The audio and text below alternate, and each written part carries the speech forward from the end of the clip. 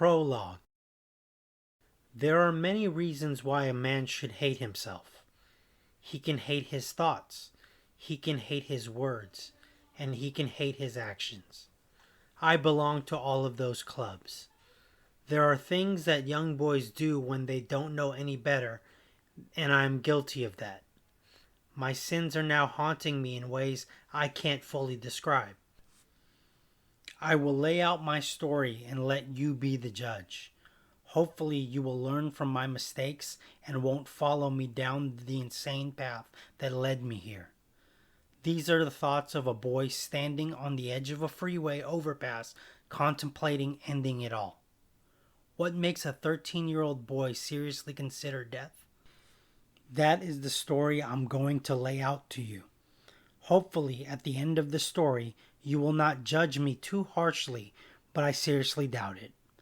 When you find out what I did, how I have lied, and who I hurt, you will see I'm not just a troubled teenager.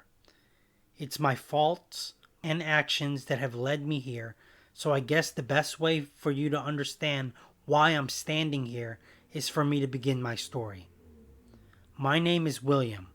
Let's start this story with me as a young boy in the 7th grade, smitten with a short blonde girl named Christine. Chapter 1. The bell rings and a few hundred students step outside of their classrooms and onto the playground. It's everyone's lunch break and all the kids begin to huddle up in groups. I grab a football from the large plastic bin and throw the ball to Scotty. "Let's pick teams first," yelled Scotty. "I'm the first captain," I declared. "You're always first captain," Scotty replied. "I grabbed the football first." Fine. Scotty's protest doesn't last long. We each begin to call out names of the other boys for our respective teams. "I'll take Spence." "I'll take Justin," Scotty announced. When we finished picking teammates, we lined up across each other and our side kicked the ball to start the game. A small, scrawny boy named Noel catches the football and begins running towards the makeshift end zone. I run towards Noel, and right before I can put two hands on him, I turn my ankle and come falling down in a lot of pain. "Ah!" The other boys circle around me as I grab my foot and roll on the ground. "Are you okay, Will?" Scotty asks. "I'm done."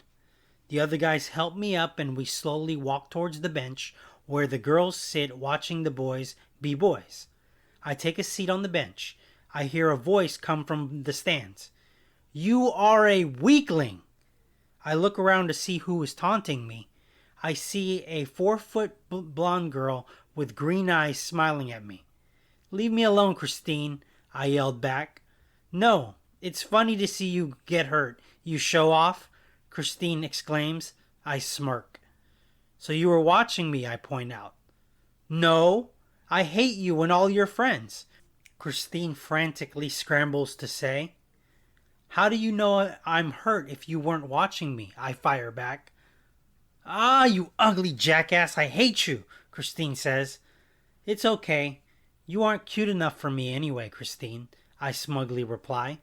"What?" Christine screams. "I'm the prettiest girl in our class. Only Ashton is prettier, but she's 2 grades above us," she boldly points out. "Wait, you think other girls are pretty?" I taunt Christine. "Christine is a lesbo." Suddenly, the other girls hear what I'm saying. They start chanting what I was taunting Christine with. "Christine is a lesbo. Christine is a lesbo." The other girls join in the taunting.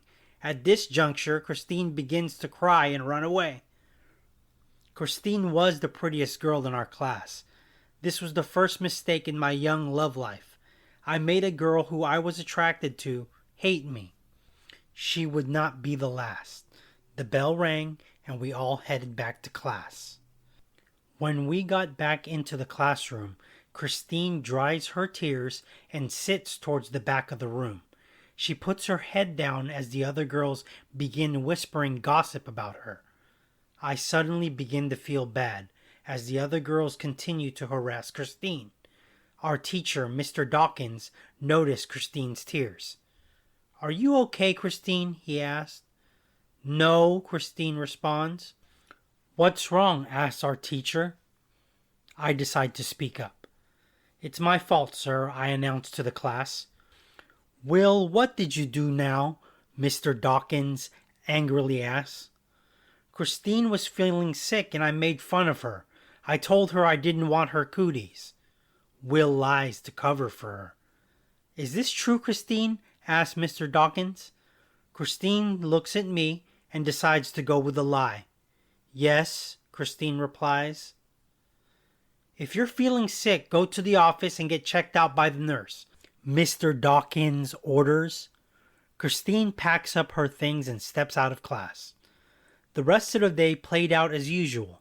Mr. Dawkins went through the curriculum, but I was not paying attention. I had an aching ankle and I could not wait until I was back home playing a video game. The bell rang and we collectively pour out of our class and wait for our rides home.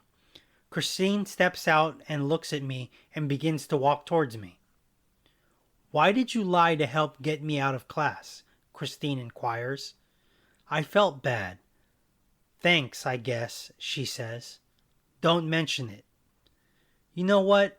You can be cool when you're nice," she says. As Christine begins to walk away, I watch her and I remember thinking she can be really cute when she wants to be. Chapter 2. On the summer of 1996, my family spent a month with relatives in Spring Valley Village, Texas. It was hot, around 103 degrees when we got off the plane. We were greeted by our Uncle Sammy and Aunt Cindy. They welcomed us into their lovely home, and it was there where I met my cousins, Delilah, Ben, and Louis. I remember thinking that my cousins were not good looking. It wasn't their fault. Aunt Cindy was a big woman, 5'8", but 215 pounds of raw energy. Delilah had her face, and even at her age, she was starting to fill out into a big woman's body. I was 13 years old, and Delilah was 14. Aunt Cindy told me I would be sharing a room with Louis, which I remember thinking was great since he had a Nintendo. We played that gaming machine for countless hours that summer. One day, while our parents left to go shopping, Delilah grabbed my arm and pulled me into her room. I was confused with the gesture on that particular day. She pushed me onto her bed. "What are you doing, Delilah?" I angrily said. "How far have you gone with a girl?" Delilah softly asks. "I don't know what you mean," I asked. "You've kissed a girl, right?" Delilah asked. I immediately thought I should lie just to get out of this situation. "Yeah, I've kissed a girl before. I've kissed 4 girls," I replied. "Good. What else have you done?" she continued. "What else? That's it. What else is there?" I foolishly asked.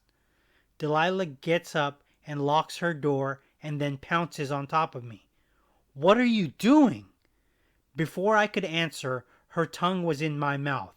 I tried to wrestle this girl off me, but she was bigger than me by at least 70 pounds. Her hands began grabbing my penis while kissing me.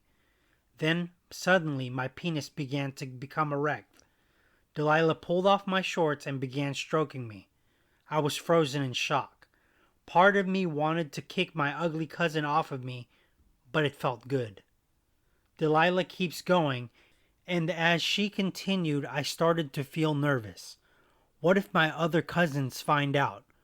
What if my parents find out?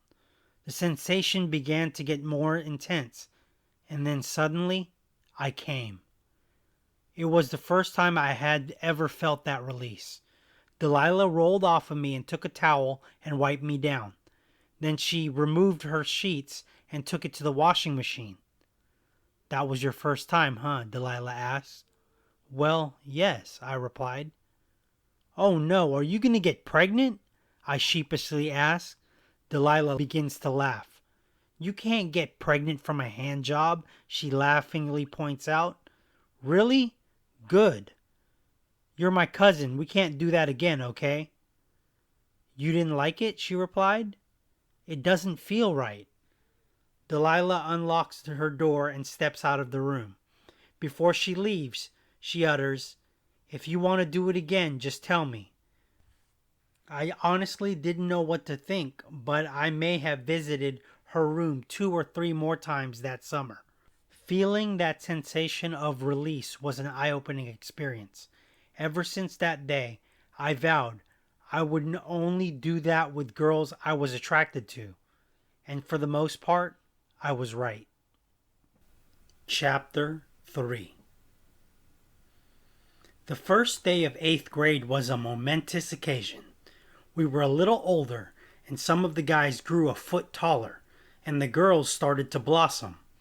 We were all standing outside waiting for the morning bell when a white Cadillac pulled up.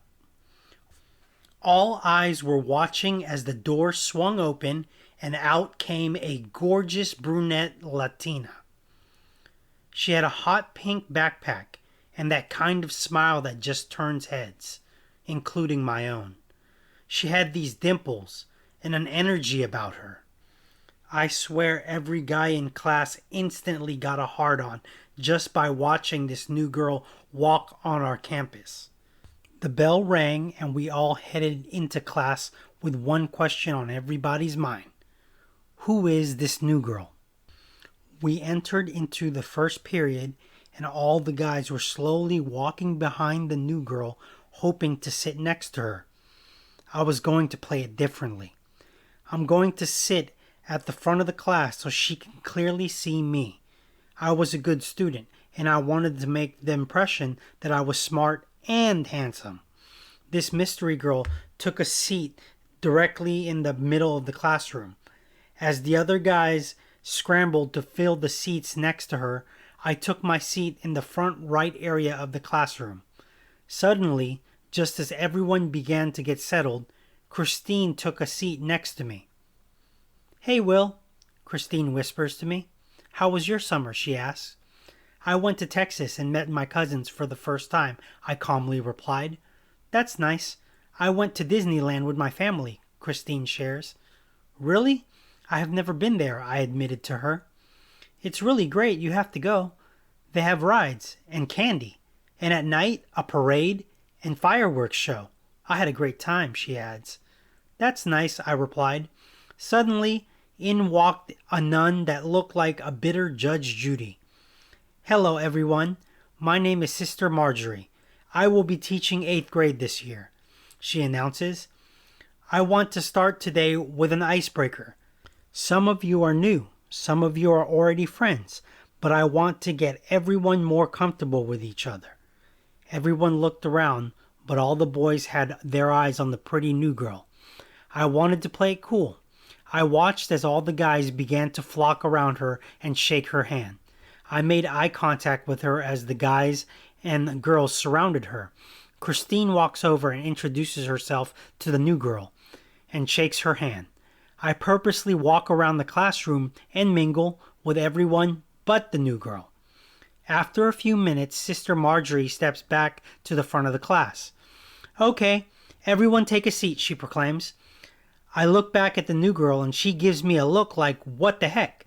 I purposely didn't come up to her to save a more controlled first impression.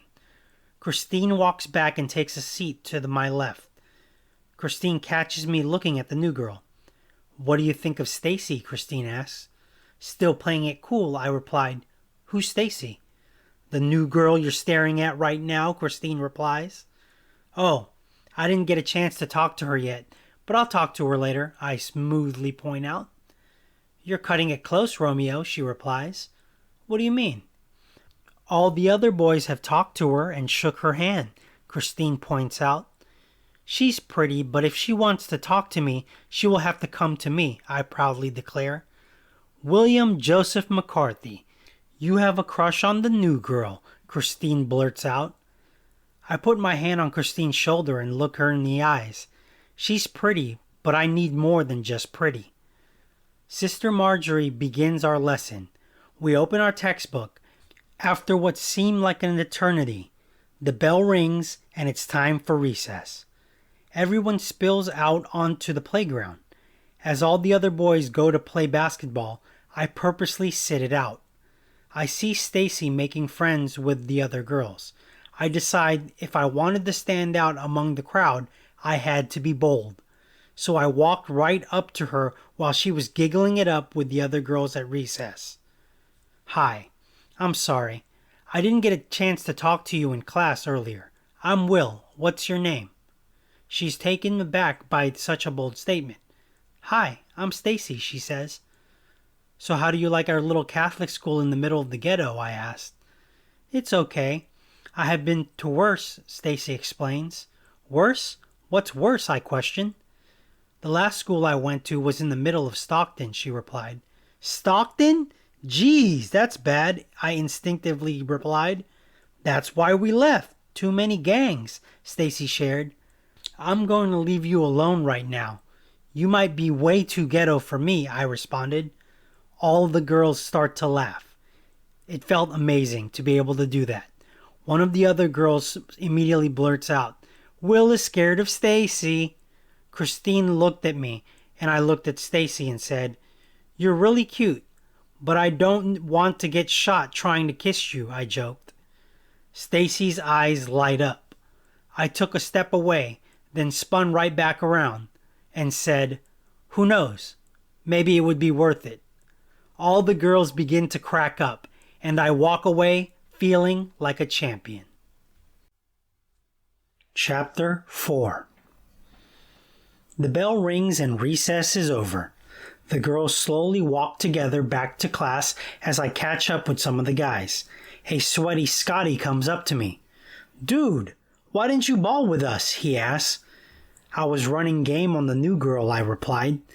"Willie Westside has a crush," Scotty insinuates. "She's fine, and I know all you jackasses are going to try to hit on her too, so I wanted to get a word in with her," I casually explain. "Of course you would do that," Scotty replies. "Let's roll back to class," I calmly add. Scotty and I walk together back to class. As the old friends step back into Sister Marjorie's class, there is a quiet calm in the room as everyone takes a seat. Sister Marjorie taps on the podium and gets everyone's attention. "Okay, class, today I want to go over American history. I want to talk about the time period that leads to the Civil War. Does anybody know what the Civil War was about?" Sister Marjorie openly ponders. A skinny black boy at the back of the class raises his hand. "Yes, Derek? Isn't the Civil War when Oregon plays Oregon State in college football?" The class begins to laugh together as Derek seems to be proud of himself. "Very funny, Derek," Sister Marjorie replies.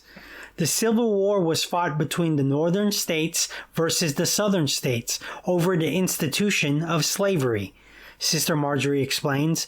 "Does anyone know which president ended the Civil War?" Sister Marjorie asks. Christine raises her hand. "Yes, Christine?" "Lincoln," Christine says. "Correct." I lean over at a smiling Christine.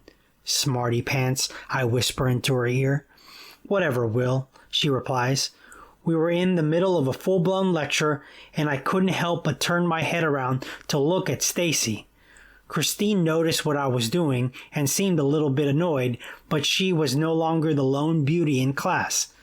I tell her, "Don't be mad, Christine. Now you have competition." "She may be taller and prettier, but I would be everything a nice guy would ever need," Christine replies. As the bell rings to signal the end of class, everyone packs their backpacks and begins to exit the classroom. As Christine is getting ready to leave, Stacy taps her on the shoulder. "Sorry to bug you. It's Christine, right?" "Yes, and you're Stacy," Christine replies. Yes, I am." "Hey, can you do me a big favor?" Stacy politely asks. Christine looks at Stacy a little confused. "What do you need?" Christine inquires. Stacy hands Christine a note. "You know that boy who hit on me at recess?" Who, Will? Yeah, he sits next to you in class. Can you give him this for me? Stacy asks. Christine becomes a little red. You want me to give Will a note from you? Christine attempts to clarify. Yeah, I notice you guys talk a lot in class, and I'm too shy to hand it to him myself, so can you help me, please? The new girl asks the reigning beauty queen.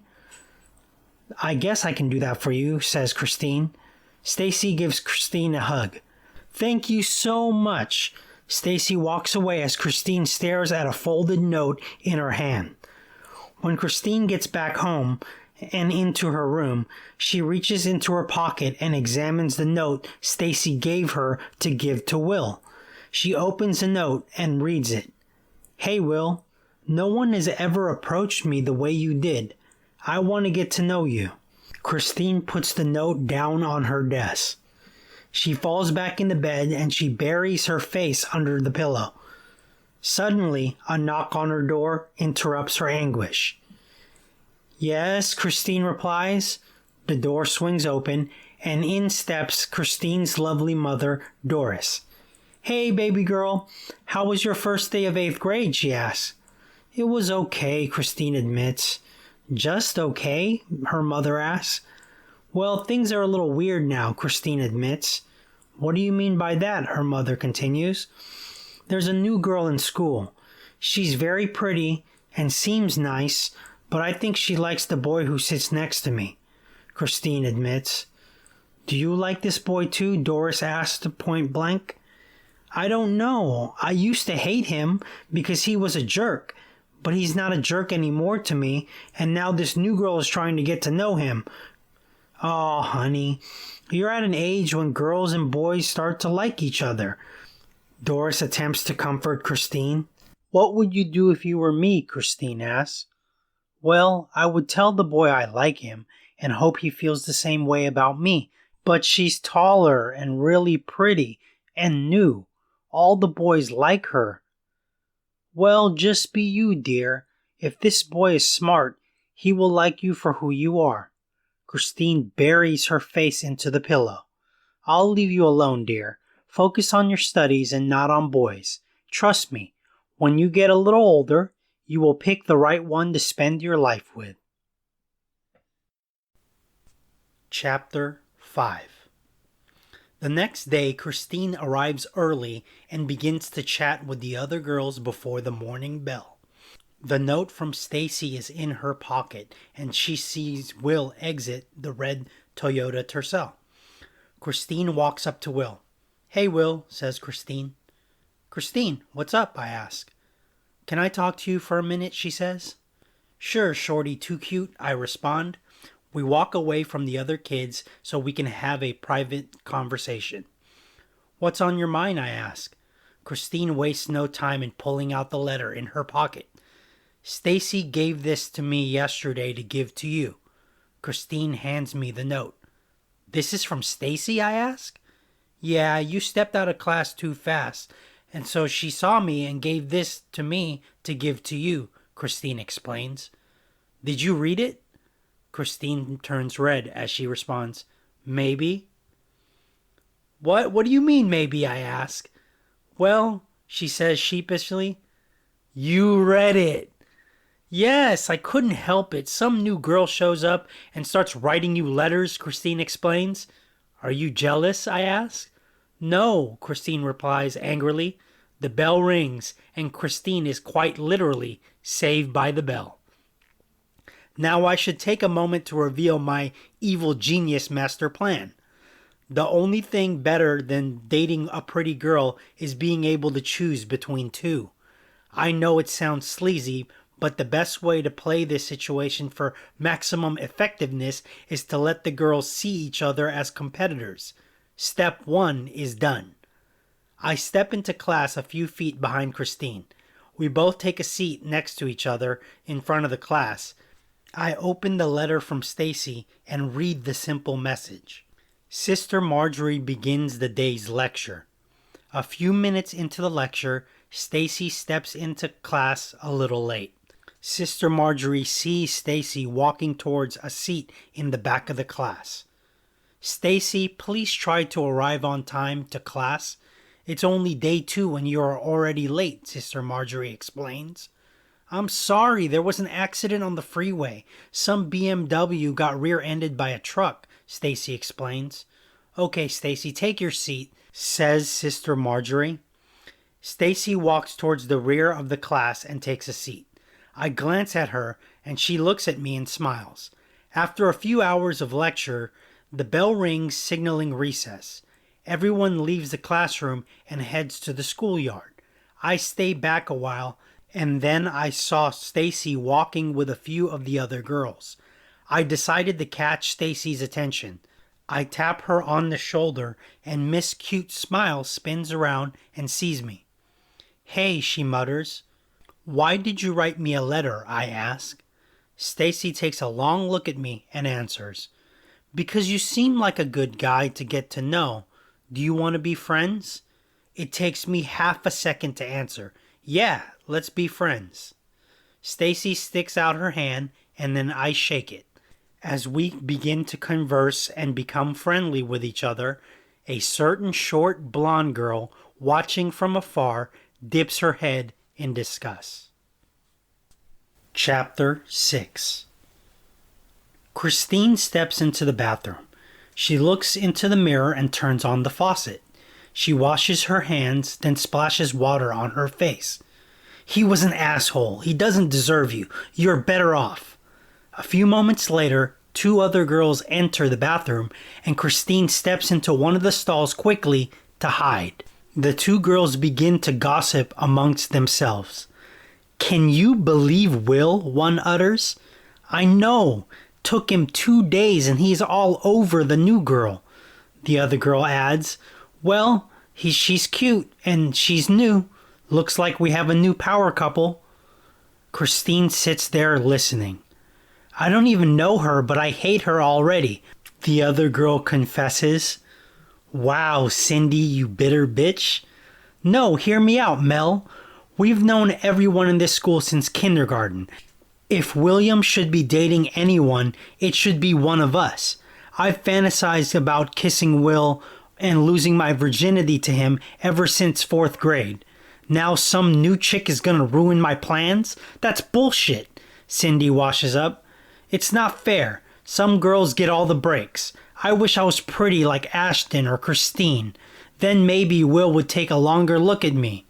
The bell rings and the 2 girls exit the bathroom, followed shortly by an eavesdropping Christine. As everyone re-enters the classroom, Christine takes her seat next to Will. Stacy takes her seat at the back of the classroom. Sister Marjorie begins to go over the lesson plan. As Sister Marjorie is reading her class notes, Christine writes a small note of her own. She scribbles, "Are you going out with Stacy?" After a few moments, Christine tosses the note onto my desk. A little confused, Will grabs the note and opens it. I read it and I take my pen and write a response. I fold the note and when Sister Marjorie has her back to the class, I slide the note onto Christine's desk. Christine opens the note and reads what I wrote. Jealous? Christine takes the note and rips it into pieces and throws it away. Christine, why are you getting up in the middle of my lecture? Sister Marjorie asks point blank. Sorry, Sister Marjorie, I just needed time to stretch my legs, Christine replies. Fine. Now get back to your seat and take notes. Christine returns to her seat and as I was smiling at her. My plan of young female domination is working like a charm. The old prettiest girl in class is jealous of the new prettiest girl in class and they both want to get to know me.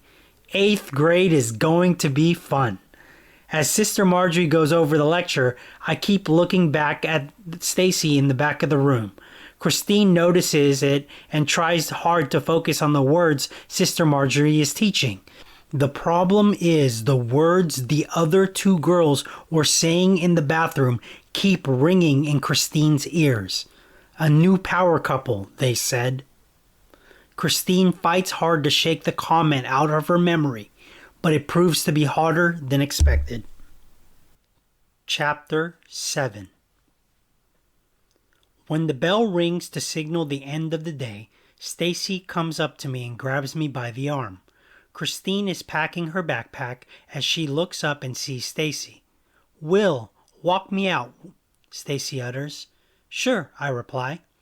The new couple leaves the classroom, watched by everyone in the room. "Now that I'm your girlfriend, I want to kiss you," Stacy declares. She closes her eyes and I lean in and feel the sensation of her lips. Standing outside of the front door of the Catholic school, we share our first kiss. As our lips meet, Stacy opens her mouth and her tongue gently presses against mine. 10 seconds becomes 30 seconds. 30 seconds becomes a minute. All the kids watch as we passionately make out. Christine stands there, repulsed by the activity in front of her. Cindy and Mel step into the playground, and when they see the spectacle a few feet behind Christine, they comment, "Slut." Christine looks back at both of them and replies, "Exactly." For the next 2 months, Stacy and I start a routine. Make out in the morning before class, make out at lunch, then make out at the end of the day before going home. One day in the middle of a makeout session, I reach up Stacy's dress. Stacy pushes me away. "What are you doing?" she angrily responds. "What do you mean?" I replied. "I'm not ready to let you touch me there." "Why not? I'm your boyfriend." Stacy steps away and runs into the restroom. Christine sees Stacy run into the bathroom and decides to check on her. When Christine opens the door, she finds Stacy in tears. "Stacy, what's wrong?" Christine asks. "Nothing," she says. "Then why are you crying in the bathroom?" Christine asks. "I don't want to talk about it," Stacy responds. "Okay, I'll leave you alone." As Christine begins to walk out of the restroom, Stacy yells, "Wait!" Christine turns around. "What?" "Can I trust you?" asks Stacy. "Well, yeah." "No, Christine. Can I trust you?" Stacy stares at Christine in a vulnerable state. "Whatever I tell you doesn't leave this room, okay?" Christine nods in agreement. "Will wants to take it to the next level, but I don't know if I can." "Oh, well, you have the right to save yourself for the right guy," Christine responds. "That's just it. I'm not a virgin." Chapter 8. A tearful Stacy begins to tell Christine a story. It was last summer. I was getting ready for another beautiful sunny day in California. I grabbed 3 dresses and began to hold them in front of the mirror. I was having a tough time picking a dress to wear to the state fair. Suddenly, I hear a knock on my door.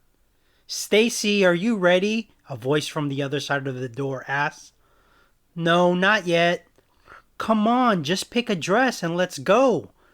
"Just give me a minute, Jen," Stacy grumbles. "Fine. If you aren't downstairs in 5 minutes, I'm gonna leave you." Stacy finally picks a dress and steps out of her room and into the living room downstairs. "Ta-da! What do you think?"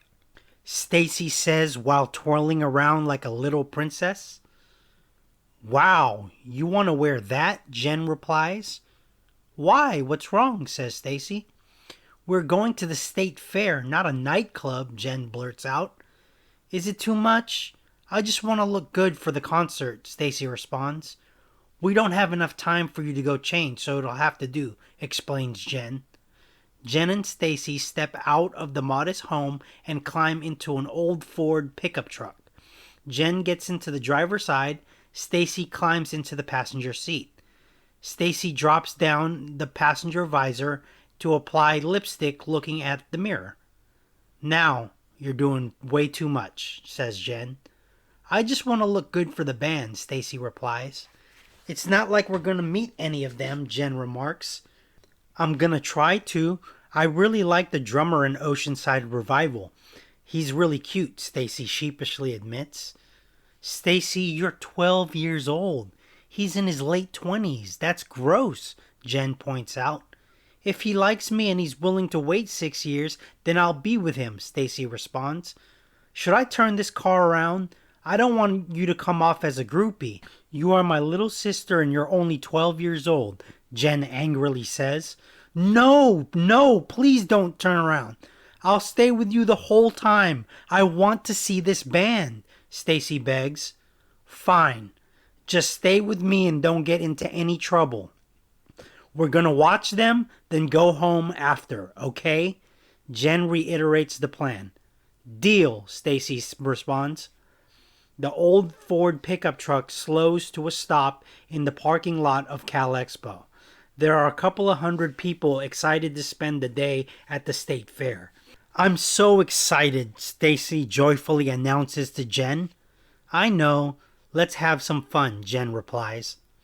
The two girls walk into the gate and begin to wander around the fairgrounds together.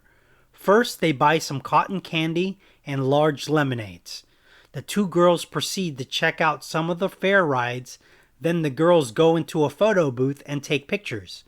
After an hour and a half, the two make their way towards the stage to get to their seats.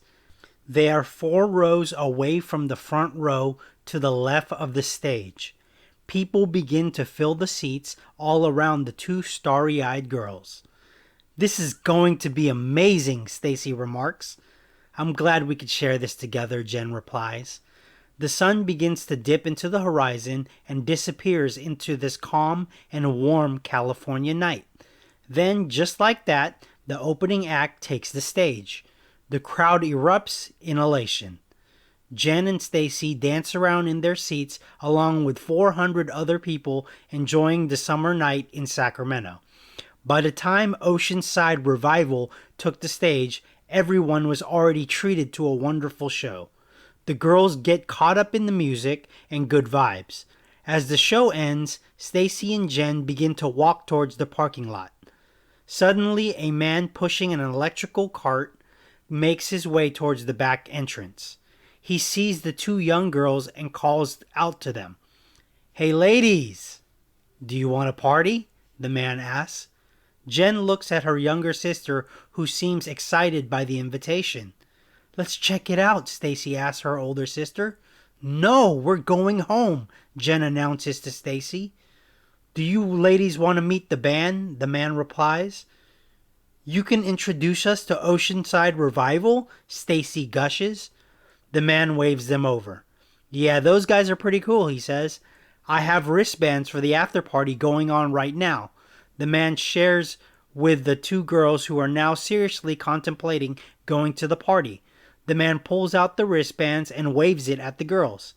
Let's go, an excited Stacy replies. 1 hour, okay? Then we leave, Jen says to her little sister. 1 hour, Stacy agrees. Chapter 9. The girls walk towards the man and he hands them 2 wristbands. Here, just walk around the corner, show these wristbands to the bouncer, and you guys will be good. The 2 girls do exactly as he instructs, and both girls step into a room filled with people who are definitely older by a number of years. There are people drinking and doing drugs out in the open. A little weed smoke, a little cocaine. Some people are popping pills.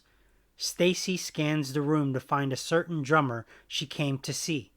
Stacy circles the room and spots Kenneth drinking a beer and talking to another girl. There's Ken. I'm gonna talk to him, Stacy whispers to Jen. Fine, I'll be right here, okay? Jen replies. Stacy steps over to Ken's line of sight, and sure enough, he notices the young Latina beauty smiling at him. Ken finishes his beer and excuses himself from the girl he was speaking to. Stacy props herself next to a plastic tub filled with ice and beer cans. As Ken approaches, Stacy grabs 2 beers, and just as Ken reaches her, she extends him a beer. Need another? Stacy announces coyly. Yeah, thanks, says Ken. As Ken opens a beer, Stacy does the same. I thought I met everyone already, but I don't know you, the handsome musician asks. Hi, I'm Stacy, she says with a smile. Ken shakes her hand and pulls her close to him. I'm Ken, he replies. Stacy twirls around and pushes herself away from his grasp. I know who you are, she says. Are you old enough to drink? Ken asks point blank. I'm older than I look, Stacy says playfully. So what, you're 16, he says. If you want me to be 16, then I'll be 16. Did you enjoy the show? Ken asks. It was great. I really like your band. I wore this dress for you, but I never thought I would actually meet you to show you, Stacy admits. Do you want to go someplace more quiet with me? Ken asks while reaching for Stacy's hand. And where would that be? A smiling Stacy asks. Let's go to my tour bus. I'll show you where we wrote most of the songs in our latest album, Ken smoothly replies. Stacy takes a large sip of beer and grabs Ken's hand. Show me, she whispers into his ear. The two slip away from the rest of the crowd and they make their way into the tour bus. After stepping into the bus, Ken pounds his beer. Do you roll? He asks Stacy. Roll? What do you mean roll? Do you like ecstasy? He continues. Oh, I've only done it twice. It's okay, she utters while taking a large sip of beer. Ken goes into a backpack and pulls out a plastic bag full of pink pills. He opens the bag and gives Stacy a pill. This stuff is amazing. We got it in Amsterdam last month. This is our personal supply for the rest of the tour, admits the drummer. Stacy takes the pill, pops it into her mouth, and chases it down with beer. How long does it take to kick in? She asks. Give it about 10 minutes, he says casually. What are we going to do until then? The half-drunk 12-year-old Latina girl replies. You want to listen to our new stuff? He asks. I've heard your new stuff, Stacy points out. No, we wrote this yesterday. This is our new stuff, he points out. Oh, wow. Okay. Ken puts the headphones on Stacy's ears, and he begins playing her the new music. Stacy is smiling, enjoying the new song, when suddenly the room starts changing colors. The bus begins to spin, and her eyes roll back. Ken picks up the young fan and puts her on the bed. Stacy is barely conscious, unable to move her body. Ken lifts up her dress and pulls down her panties, and just like that, he was inside of her.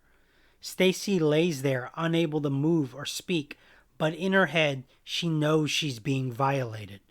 Every second feels like an eternity as Ken robs Stacy of whatever innocence she has left. After a few minutes, he was done. Ken gets off of her and notices all the blood all over her dress. What the fuck? Ken says confused. You were a virgin? Oh shit, he utters. Then Ken picks her up, opens the door of the tour bus, and kicks Stacy out. Stacy lays on the ground in front of the tour bus, still tripping on ecstasy and beer. Ken runs into the patio area where most of the people are drinking and having a good time. He runs over to his other bandmates and whispers something in their ears. Suddenly, the band members begin to stand up and abruptly leave and make their way back to their tour bus. A large man with a beard announces that the party was over and they were leaving. Jen gets up from her seat and looks around to find her younger sister. People are bummed out and finishing their beers, but Jen looks around for Stacy and can't find her in the crowd. Stacy, she calls out. Stacy, again she cries out. As the tour bus pulls away into the warm California night, Stacy staggers her way back into the patio.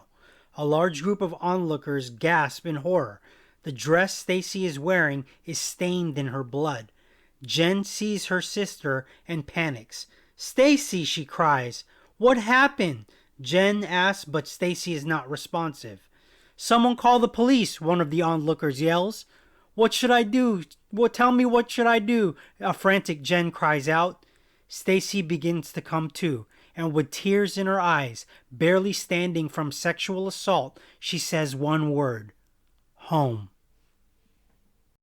Chapter 10. Christine stands in the bathroom in shock. Stacy is wiping tears from her eyes. You were raped, Christine utters quietly in disbelief.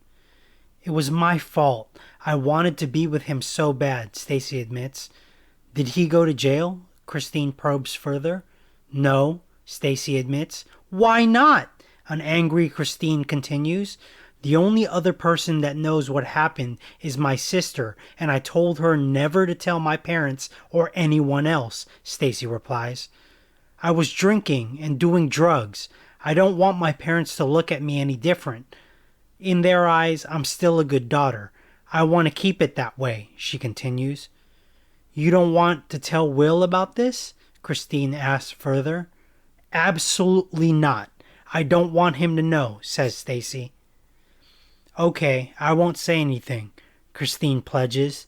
Thank you so much, Christine. You have been a good friend to me. I'll never forget it, a teary-eyed Stacy replies. Let's get out of the bathroom and enjoy the rest of the day, Christine says. The two girls emerge from the restroom with Stacy visibly shaken. I wanted to apologize to Stacy after realizing what I had done. I'm sorry, Stacy, if I moved too fast. It's my fault. I won't pressure you into doing anything you aren't ready to do. Suddenly, the white Cadillac pulls into the parking lot and Stacy gets in the vehicle. Christine and I stand there as they drive away. I turn to Christine. What happened? I asked. Stacy will have to tell you when she's ready. Until then, don't pressure her, Romeo, Christine explains. I'm an idiot. It's all my fault. Not everything is about you, but just take it slow with Stacy, Christine replies. Chapter 11. When I got back into my room, I immediately pulled out my notebook and began to write a letter for Stacy. Dear Stacy, I just wanted to take the time to sincerely apologize for what happened earlier between us. I like you. I really do. I want to be a good guy to you. You are the prettiest girl in school, in my opinion, but I think you already know that. I am so attracted to you that I want to be a guy who you can trust and feel good enough to be someone you can share every part of you with. I have never been with a girl as beautiful as you, and I'm lucky to be your boyfriend. I hope that I didn't ruin my chance to be someone you can love one day. Please forgive me, and let's get back to being good to each other. Yours always, Will. After finishing the letter, I reached into my backpack and grabbed my cell phone. I looked through the contact list and called Scotty. The phone rang a few times, then Scotty answered. Hello? Scotty! Will, what's up? Have you ever done something so stupid with a girl that you really regret? Something really stupid? Well, yeah, Scotty answered. Really? What did you do? Remember Brenda Flynn? Scotty says. No, not really. She was the redhead from camp 2 years ago, Scotty continued. Oh, the one with the birthmark on her neck? Yeah, that's the one. Well, I came over to her house when her parents were gone, and I started to fool around with her. We were making out on her couch when she started grabbing my junk. She asked me if I had a condom, so I whipped one out, then she took my hand and we went into her room, Scotty happily confessed. Okay, what happened? She stepped out of her room and went to the bathroom. I was standing there looking around her room and I found her underwear drawer. I started pulling out her panties and smelling them when suddenly she stepped back into the room and caught me. Wow, you freak! What happened next? Well, nothing, because she got mad and kicked me out of the house. All I had to do was act cool and I could have been all up in that pussy, but I fucked it all up. Now I'm still a virgin because of it, Scotty recalls. Don't worry, just wait until high school. There's gonna be mad pussy there, and many of them have sucked dick already. You crazy, Will, Scotty replies. Thanks for taking my call.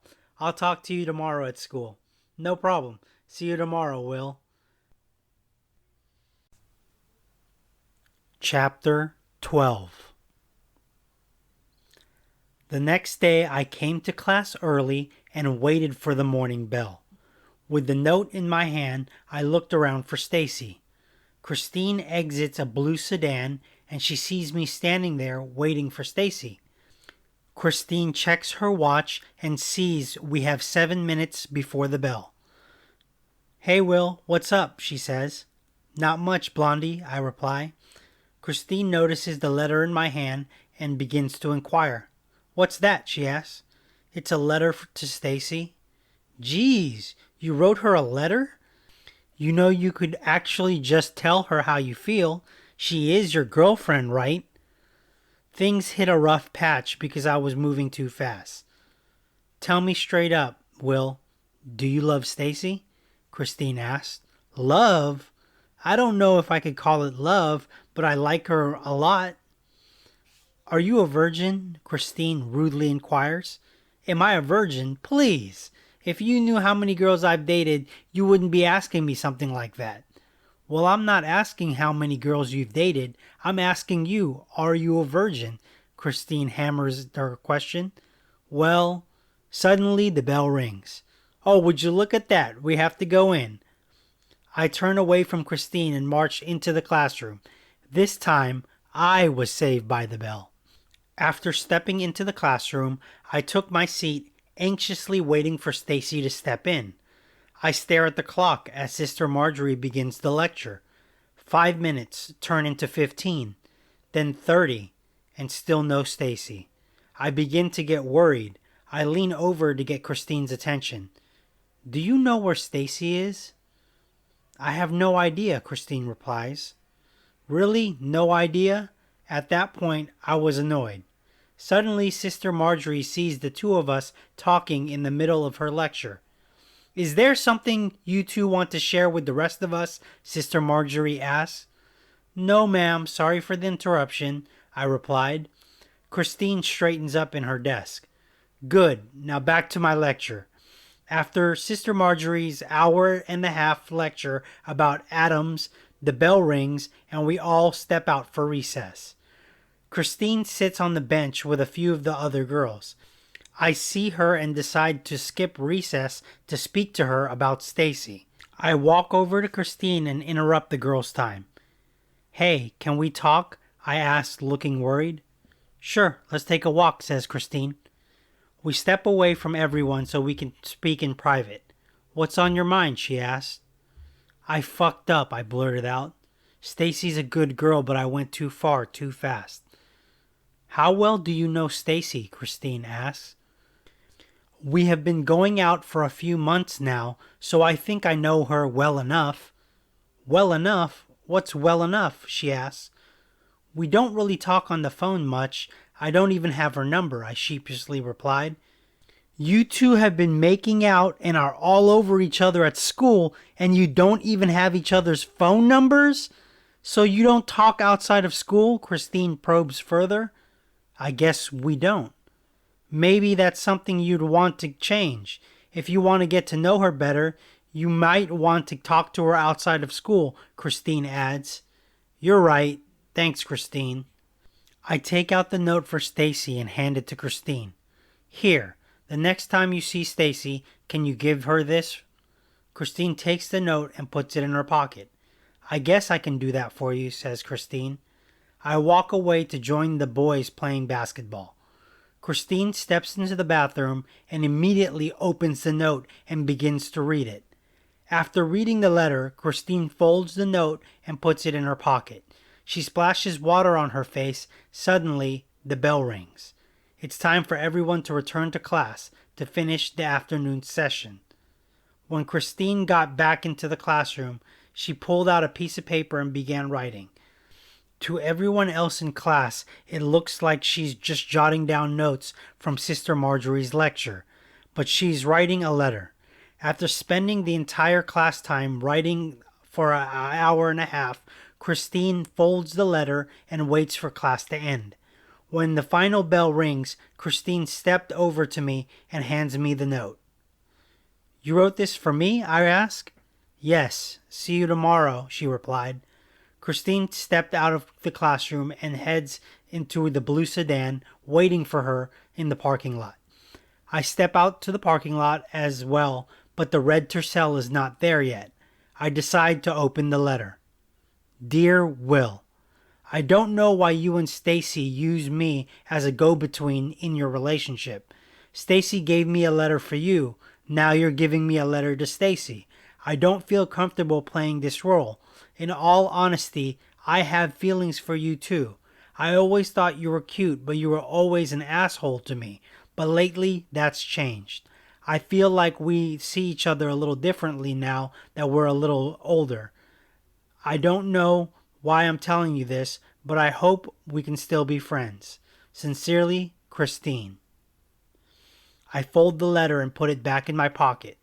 Then suddenly, as the sunlight from the early afternoon hits me, I had an epiphany.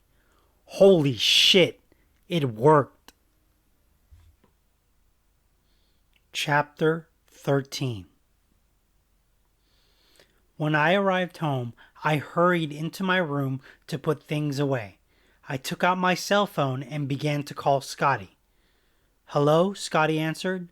Scotty, you will never believe what I was able to do. What the fuck are you talking about, Will? Scotty asked. Dude, what's better than having one cute girl on your jock? I excitedly blurt out. 2 girls? Scotty guesses. Exactly. Wait, Stacy and Christine at the same time? Scotty ponders. Yes. Why are you such a pimp? Scotty asks. Dude, I just go with the flow and sometimes it works, I said in excitement. Which one do you like more? Scotty asks. I don't know. What the fuck do you mean you don't know? Sooner or later you're gonna have to choose, Scotty points out. Maybe, but I'm gonna ride this out as long as possible. Greedy little pimp. Okay, but it won't end well if they find out what you're doing, Scotty points out. Who's gonna tell them? You? I replied in a loud voice. Nah, man, you know I would never do that. But they aren't stupid. You're gonna have to pick one or the other. Maybe, maybe not, if I play it right. What's your master plan? An annoyed Scotty asks. I proudly proclaim, I want to fuck all the prettiest girls I know. How many pretty girls have you fucked so far? Scotty inquires. Well, that's not important. I'm working on it. Good luck with that. I have to finish my homework, but we'll talk again tomorrow at school, Scotty responds. Okay, see you tomorrow, I tell Scotty before hanging up. I stood in front of the mirror for a few seconds, and a thought entered my mind. This is the face of a guy who will one day rule the world. I felt so proud of myself. Chapter 14. On this particular day, as everyone waits for the morning bell, I arrive early again and see Scotty. What's good with you, homie? I ask Scotty. Not much, just seeing which girls you left for the rest of us to bang properly, replied Scotty. I'm not greedy, I just want these 2. Leave it to you to choose to take off the 2 cutest girls in class. That's some jackass shit to do, Scotty announces. If you thought of it first, you wouldn't be mad now, would you? Yeah, true. But that shit still sucks for the rest of us. Suddenly, a blue sedan pulls into the parking lot and Christine steps out ready for another day. Oh, Christine is here. I have to talk to her. A visibly angry Scotty responds, Whatever. I make my way towards Christine before the morning bell. Can we speak for a second? I ask. I guess so, Christine replies. Did you mean what you wrote? Well, I wouldn't have written it down if I didn't mean it, she replied. You're putting me in a tough spot. I like Stacy, but we were just starting to get to know each other. But a part of me has always liked you, I confessed. Christine begins to blush. I don't want to get in the way of your relationship that you're already in. I should have never wrote you that letter. That was a mistake. I'm sorry, says Christine. Suddenly, the white Cadillac pulls into the parking lot and Stacy comes out of the car. Shit, your girlfriend's here, Christine blurts out. A few seconds later, the bell rings and we all begin to walk to class. Christine and I take our seats next to each other. As Stacy walks by, she drops a note on my desk. Christine pretends not to care as I open and read the letter. Dear Will, I'm sorry I reacted the way I did last time we were together. I like you. I like you a lot. This is my AOL Instant Messenger screen name. Lovely Princess 83. Add me and we can chat anytime. Yours truly, Stacy. I fold the note and put it back in my pocket. I look back at Stacy and she gives me a half smile from the back of the room. As Sister Marjorie is going over American history, all the students sit and write notes. I looked over at Christine and she continued to pretend not to pay attention. After a few hours, the bell rings and everyone steps outside. I hang back so I can talk to Stacy. Hey, greets Stacy. Hi, I respond back. Stacy opens up the conversation. I'm sorry for flipping out on you. I'm just going through a lot. I didn't mean to take it out on you. Can we start over? It's okay, I understand. You want to find a good guy to share yourself with. I'm trying to be that good guy, I replied. Stacy takes my hand and sits on the bench away from everyone. Christine watches as we talked. She watched as we laughed. She watched as we looked like we had everything we could possibly want. But she knew something was wrong. Christine knew that Will is a liar and a fraud. She also knew that Stacy is a fraud of her own. Christine steps into the bathroom to escape, if only from a moment. Christine turns on the faucet and washes her face, only to hide her own tears from herself. Chapter 15. As Christine steps out of the bathroom to rejoin everyone at recess, she tries her best to forget about Will and Stacy. The only problem is everyone else is standing there talking about the power couple as they watch the two look like they're really falling for one another. Christine decides to sit next to some of the misfit girls that aren't paying attention to Will and Stacy. An awkward-looking girl named Jessica notices Christine. Hey, Christine, she says. What's up, Jessica? Christine replies. Nothing much. Just trying to stay out of the heat. Do you want a strawberry? Jessica asks. No, thanks, Christine responds. Are you sure? You look like you could use one. Come on, they're fresh from my grandma's garden. Jessica dangles a fresh strawberry in Christine's face. Fine, I'll take one. Christine grabs a strawberry and pops it in her mouth. You know, I don't think God meant for us to eat animals, says Jessica. What makes you say that? Christine ponders.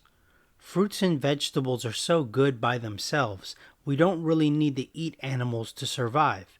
Adam and Eve had a whole garden to pick from. They were supposed to look after all the animals. What made them think of animals as food? Animals eat other animals to survive. Adam and Eve must have seen a lion eating a zebra or a gazelle and wondered, what does that taste like? Says Christine. Fresh raw meat is nasty though. You have to cook meat to eat it. Who taught Adam and Eve how to cook? Jessica wonders out loud. I don't know, but they did eat the fruit of knowledge, and maybe that's one of the things they learned after committing our original sin, Christine replies. Wow, that kind of makes sense. You're so smart, Christine, Jessica remarks. Not really, but okay. Suddenly the bell rings to signal the end of recess. As Christine and the other girls begin to walk back to class, Will and Stacy walk hands interlocked back into the classroom. As Christine takes her seat, Stacy comes up to Christine. Hey Christine, can you do me a favor? Stacy asks. What's up? Christine replies. Can you switch seats with me? I want to sit next to Will in class. Ruby bright red. Mushroom clouds exploding. Christine could have lost her mind and unloaded on Stacy, but she musters up all the restraint of a Buddhist monk and calmly packs her things and makes her way to the back of the classroom. Chapter 16. When the final bell rang to signal the end of the day, Christine packed her stuff and headed out of the classroom as fast as she could. She didn't want to look at Will or Stacy any longer than she had to. As she stepped out to wait for her ride home, the other students are standing there watching Will and Stacy kiss in front of the main doors. Christine keeps her back to the spectacle. When her mother arrives to pick her up, she's relieved to get in the car and head home. "Hey, baby girl, how was your day?" her mom asks. Frustration falls over Christine's face. "I don't want to talk about it," Christine replies. "Is this about a boy?" Doris asks. "Mom, I don't want to talk about it," Christine utters in frustration. "If you want to keep it to yourself, that's fine, but I don't want you sitting around the house sulking," explains Doris. "I'm really starting to hate Stacy. Everyone is treating her like a queen, and she's soaking it all up. That should have been me," Christine admits. "Remember, you're in the 8th grade. Most of the kids you see every day you won't see a year from now when you go to high school. There will be other boys. If they are smart, they will like you for you. That's what you deserve, a really good guy," Doris explains. "I know, but I want Will," Christine admits. While Christine and Doris are having their conversation on their way home, Stacy is having a conversation on her way home as well. "Dad, when are you going to let me get a cell phone?" asks Stacy. "You're in 8th grade. What do you need a cell phone for?" her dad asks. "But Jen has a cell phone. She has that Motorola flip phone." "Jen is about to graduate high school. She drives. When you are driving, I will get you a cell phone." "I have to wait 2 years before you get me a cell phone? What if I want to talk to my friends?" Stacy inquires. "You can chat on AOL from the family computer," her dad explains. "Fine." While this conversation is going on, Will is also engaged in an audible debate in his own ride home. "Hey, Ben, how old were you when you lost your virginity?" Will inquires. "Whoa, little cousin, what's on your mind?"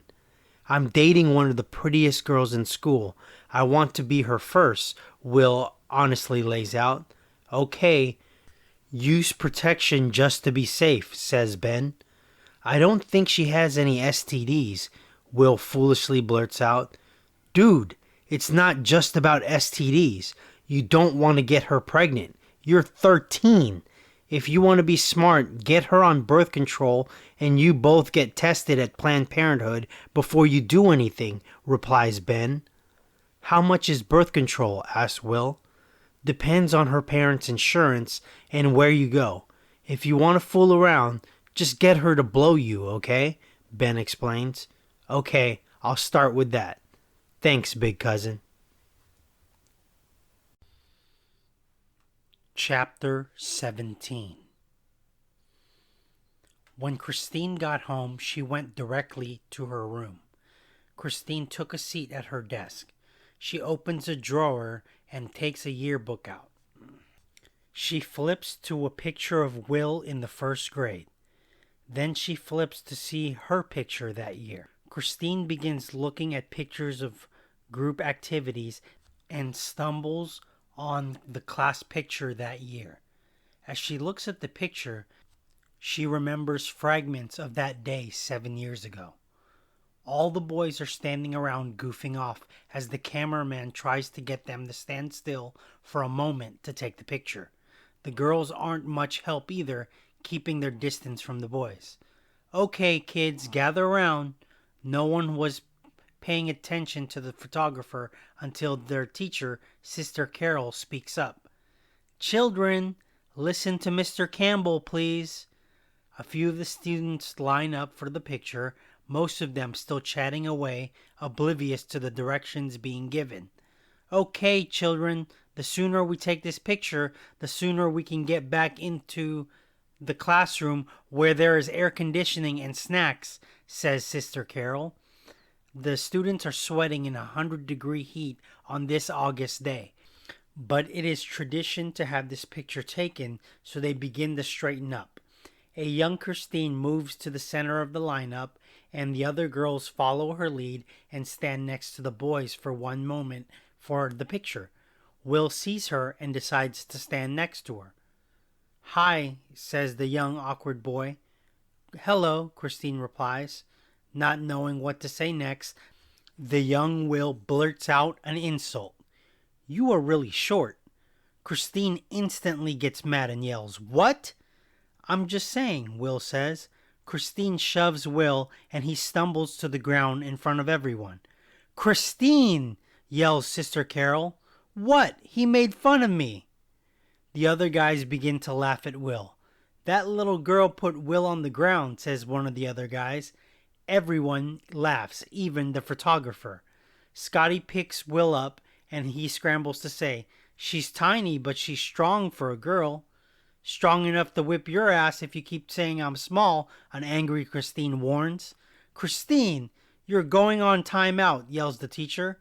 "What? He started it," a confused Christine answers. Christine puts the yearbook down, but the memory of how she met Will sticks in her mind. "I could have whipped his ass if Sister Carol wasn't there."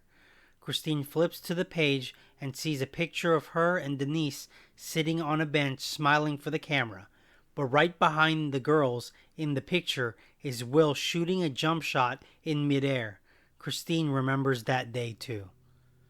Christine and Denise are walking away from the cafeteria after lunch. Denise wanted to watch the boys play basketball, so they pulled up to a spot on the bench and took a seat. "Do you think any of these guys could make the NBA when they're older?" Denise asks. "I don't know. I don't watch enough basketball to even have an opinion," Christine admits. "Michael Jordan just won his first NBA championship." "Who's that?" Christine sheepishly admits. "You don't know who Michael Jordan is?" Denise says in slight shock. Christine shakes her head. "Come on, Christine. Everybody is saying he might be the best basketball player in the game right now," Denise says with excitement. "I don't really like sports. I like reading books and watching movies, not watching guys get sweaty," admits Christine. "Who's the boy with the ball right now?" asks Denise. "That's Will. He's an asshole," Christine replies. "What? Why?" "The first day I met him, he made fun of me without even knowing me," Christine replies. "You know what they say about boys in the first grade? They tease and mock the girls they like," Denise replies. "I will never ever go out with him. I don't care if he becomes rich and famous. I will never forget how he treated me," Christine proudly announces. Suddenly, a voice behind the two girls blurts out, "Hey girls!" The two girls turn around. "Smile!" Chapter 18. When Will got back home, he immediately goes to his computer and logs on the dial-up internet. The modem makes the most annoying sound for a minute, but after a few more seconds, Will is on AOL Instant Messenger typing in Stacy's screen name. He types a simple message. "Hey Stacy, it's Will. Save my info." Will steps away from the computer to use the bathroom for a minute. As Will is taking a leak, he hears the chime of the computer signaling a new message has been received. Will flushes the toilet, washes his hands, and when he gets back to the computer, he sees the message. "Hey Will, I just saved you. Are you busy?" Will begins to type a response. "No, are you busy?" Will sits there and waits for Stacy to respond. Suddenly, the chime rings again. "Stacy, I'm looking over our history lecture and listening to music." "Will, what are you listening to?" "Stacy, Mariah Carey's new album, Butterfly." "Will, oh, is it good?" "Stacy, yeah, she's great. Downloaded it on Napster. Will, I'm downloading Radiohead right now. It's still got 4 hours left. Stacy, okay, that's cool. Will, can I ask you a personal question? Stacy, sure, what's up? Will, how many guys have you dated? Stacy, including you, 3. How about you? Will, to be perfectly honest, you're my first girlfriend. Stacy, really? You're really handsome. That's kind of shocking. Will, to tell the truth, most of the time I'm awkward around girls. Stacy, but the way you approached me that day, I thought you were so confident and funny. Will, I don't know what came over me. I was just so attracted to you that it just came out. Stacy, aw, thanks. Will, I think you are the most beautiful girl I have ever seen. I hope one day you will feel comfortable enough with me to share yourself with me the way I want to share myself with you. Stacy, what are you saying? Will, I am a virgin, but I really want you to be my first.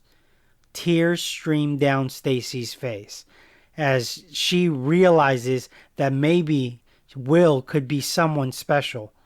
Suddenly, a voice outside of Will's room yells, Will, it's time for dinner. Okay, Mom, Will responds.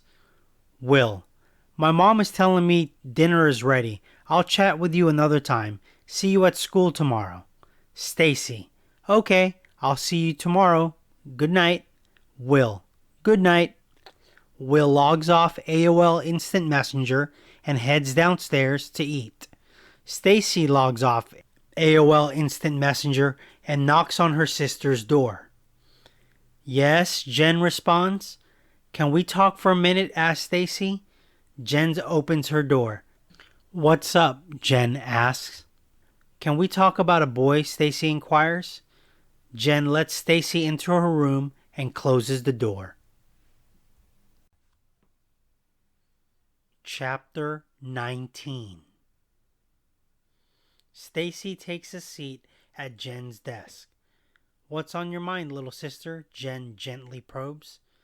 There's a boy in school that I have been dating for a few months now, and I honestly like him a lot, Stacy admits.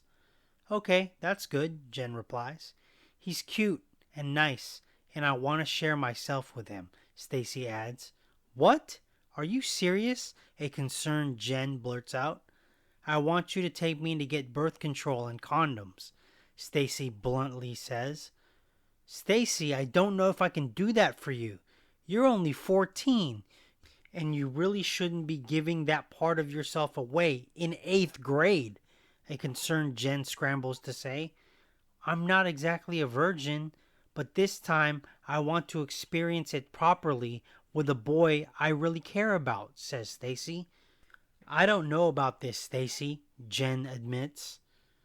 You're my older sister, and I look up to you, and you know I can't tell Mom or Dad about this, so please help me. A teary-eyed Stacy begins to beg her older sister for guidance. Who is this boy, and what makes you think he deserves all of you? Jen replies. His name is Will. He's really sweet, and I'm falling for him, Stacy admits to Jen. I want to meet him. I want to talk to him, myself. I want to look him in the eye and see for myself if he really is someone special, says Jen. So you'll do it? Questions Stacy. I want to meet him. We can go to the mall on Saturday, and I can feel him out. If everything goes well, I'll take you two to Planned Parenthood to get tested. Jen gives in. As Stacy and Jen are having this conversation, at the same moment, Christine is doing her homework in the living room of her home when suddenly 2 voices become audible from where Christine is sitting. I can't do this anymore, Stanley, yells Doris. What do you mean? You go out with your friends and drink and then coming home smelling like perfume. What am I supposed to think? An angry Doris screams. You're imagining crazy scenarios because you're really paranoid, replies Stanley. I don't believe your lies. I'm done waiting for you to change. What do you want from me? Stanley asks. Get out of my house. Get out of my house now, Doris screams in tears. Fine. I don't need this shit anymore, barks Stanley. The door to Doris's bedroom swings open and a furious Stanley walks out. Doris throws clothes at Stanley and he spins around and grabs Doris by the throat and pins her to the wall in the hallway. I'm done with you, bitch, he screams in anger. Christine gets up and tries to help her mother. Let her go. Let her go now, a scared Christine yells. Stanley looks over at the short blonde girl barking orders at him. You want some of this too, you little bitch, says Stanley. Leave my daughter out of this, Doris frantically screams. Stanley removes his hand from around Doris's neck and grabs his keys and walks out of the house, leaving mother and daughter standing there crying. Doris hugs Christine and tries to calm her crying daughter down. It's fine, baby girl. He can't hurt us anymore, Doris says to reassure Christine. Are you okay, Mom? Christine asks. Christine, promise me one thing. What's that, Mom? Pick better men than me. Chapter 20. As Will arrives for school the next day, Stacy is already there waiting for the morning bell. Will steps towards her and greets her with a kiss. As the two are standing there, enjoying a moment together, Scotty walks up to the couple. Hey, Will, says Scotty. What's up, homie? Scotty hands Will a card. This is an invite to my birthday party next weekend. You gotta come, and bring Stacy too, an excited Scotty announces to the couple. How old are you turning? Asks Stacy. I'm going to be 14, Scotty replies. That's nice. I turned 14 2 months ago, Stacy replies. I'm turning 14 1 month before graduation, says Will. I'm going to have a DJ and lots of food, so I'll see you both there, Scotty asks. Yeah, sure, Will replies. Cool. Scotty steps away to hand out more invitations to other kids before the bell. Will, I talked to my sister and she said she's willing to help me get birth control if you and I get tested at Planned Parenthood. Really? Says Will. She said she wants to meet you first and get to know you. What are you doing tomorrow? Asks Stacy. I don't have anything planned, Will replies. I'll have my sister Jen pick you up at your house and we can go to Arden Mall to hang out and eat, adds Stacy. Okay, that sounds good, Will agrees. Suddenly the bell rings and everyone begins to make their way to the classroom. Will and Stacy take a seat next to each other at the right front side of the classroom. Christine steps into the class and walks towards the back of the classroom to her new seat at the back of the room. Sister Marjorie begins the day's lecture as the kids try to focus and take notes. After 2 hours, the bell rings to signal the first break. Everyone gets up and heads out for an hour. Will and Stacy walk together hand in hand. They take a seat at the bench overlooking the basketball court and sit and watch the other kids play basketball. Just as the couple sit watching the boys play basketball, Christine sits with the other girls watching Will and Stacy from afar. I wonder what it's like to be beautiful and popular, says one of the girls. I just want to have a boy to hug and kiss, another says. Christine decides to speak up. They may seem to have it all, but trust me when I say they aren't going to last, Christine chimes in. What makes you think that, Christine? One of the other girls asks. They look like they're in love, but they both have secrets they are keeping from each other, Christine replies. What kind of secrets? Asks one of the other girls. I really can't say, but just watch. They won't be together by graduation, Christine says reassuringly. Do you have a voodoo doll with you to add to that hex? Just watch, by graduation, Christine adds. As Christine continues to talk with other girls, Will and Stacy are having their own conversation. So you're comfortable enough with me to let me be your first? Will asked Stacy. I want to share a part of me that is continually falling for you ever since the day I met you, Stacy replies. Aw, that's the sweetest thing a girl has ever said to me, Will admits. Stacy leans in and kisses Will. I don't know much, but I know this is the happiest I have ever been in my life, Stacy says with a smile. I will do whatever I can to always be a good guy to you, adds Will. If you do that, I will always be by your side, Stacy says. As the two continue to cozy up to one another, on the bench watching the basketball court, Christine and the other girls continue their gossip. Suddenly, Scotty walks up to the girls. Hey, Christine. What's up, Scotty? She replies.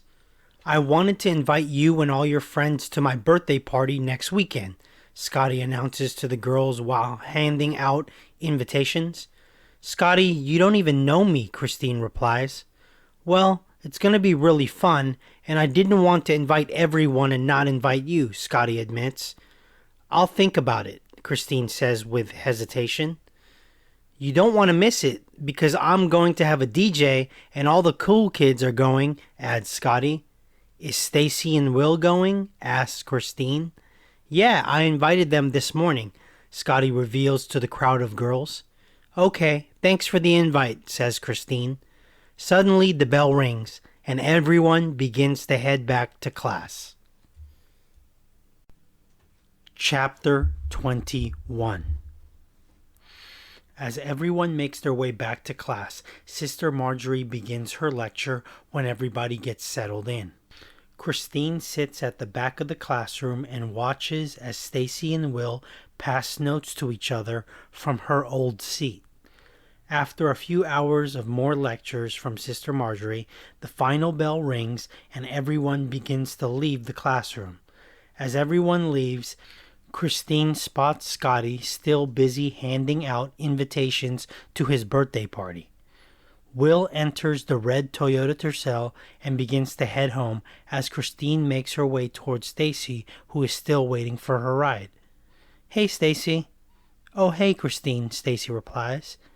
Are you going to Scotty's birthday party next week? Asks Christine.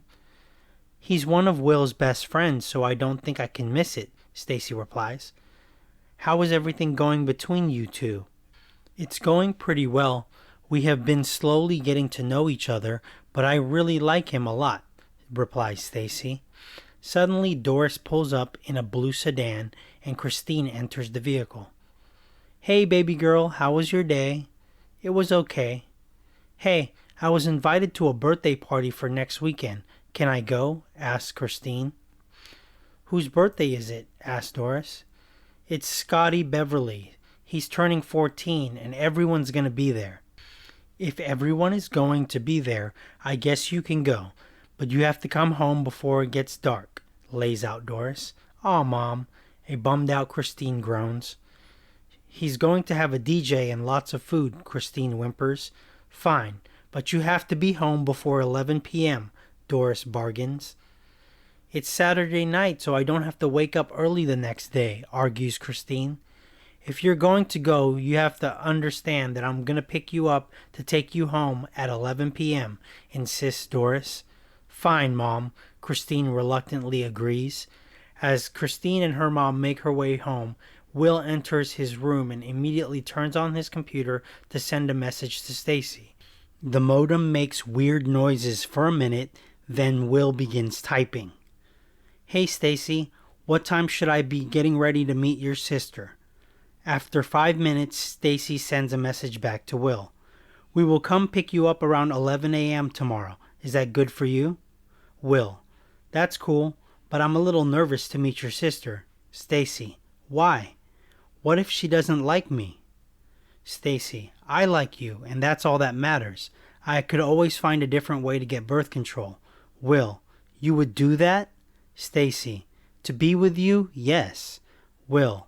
I'm never going to find another girl like you. Stacy. I want to be the only girl for you.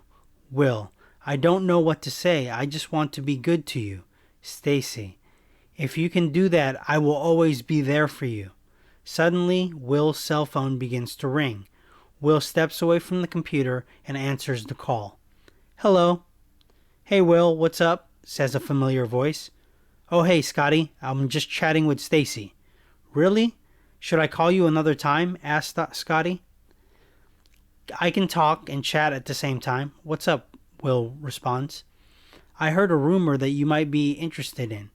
A rumor? What rumor? Word is the other girls are starting to hate Stacy, adds Scotty. What? Will replies. They are saying if Stacy comes to my party, they're going to go after her, Scotty explains. Go after her? Like how? Asks Will. The computer chimes with a message from Stacy. Stacy, are you still there? Will begins typing a message. Will, I'm having issues with my connection right now. I will talk to you tomorrow. Stacy, okay, see you tomorrow.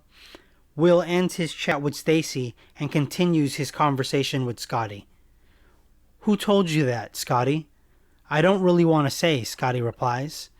What do you know? Will asks Scotty, a bit concerned. Chapter 22. On this Saturday morning, Will gets up at around 8:40 a.m. He is so jittery because he knows that if Stacy's sister likes him, he will be able to hook up with Stacy anytime he wants. If she is on birth control, then he won't even have to wear a condom. Will gets dressed and turns on the TV and waits until Stacy and Jen come to pick him up. Will watches the animated cartoon X-Men, which played at 10 a.m. on Saturday morning. He watched the whole show while drinking orange juice laying in bed. After the show, he has a 30-minute buffer window before the girls would arrive at his home. He spends the time surfing the internet and trying to download the unplugged Nirvana album. Then around 11:06, the doorbell rings and an excited Will answers the door. Stacy stands at the door in a green dress. Hey, are you ready? Asks Stacy. Let me tell my mom I'm leaving and grab my wallet and cell phone, responds Will. Okay, I'll be in the truck. Will re-enters his room to turn off the TV and grab his things. As he makes his way towards the door, his mother steps out and catches him before he's almost out the door. I'm going to Arden Mall with friends. I'll be back later. Okay, I'm making steak tonight, so don't spoil your appetite for dinner. Okay, Mom, replies Will. Be safe. Will steps outside and sees Jen in the driver's seat watching him closely. Will enters the truck from the passenger side and slips into the back seat. Will, this is my older sister Jen, says Stacy. Jen extends her hand and Will shakes it. So you're my little sister's boyfriend, Jen asks. That would be me, Will replies. Jen waits for Will and Stacy to put on their seatbelts and then she drives off. Let me get straight to the point. Why should I help my sister get birth control so she can fool around with you? Asked Jen with a deadpan delivery. I don't know what your sister has told you about me, but I'll start by saying I'm so in love with Stacy. Ever since the first moment I saw her, I knew I could spend forever being good to a girl like her, Will replies. So you're attracted to her. She's a pretty girl. There are other pretty girls out there. How do I know you won't let her down? Questions Jen. It's more than just looks. Your sister is sweet and kind, and these past 5 months, I look forward to any moment I spend with her. I know you want to feel me out, but I'll just say I'm in love with Stacy. What do you want me to do to prove it? Will asked point blank.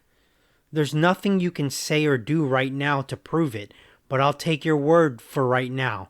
If you hurt my sister, I will come after you myself.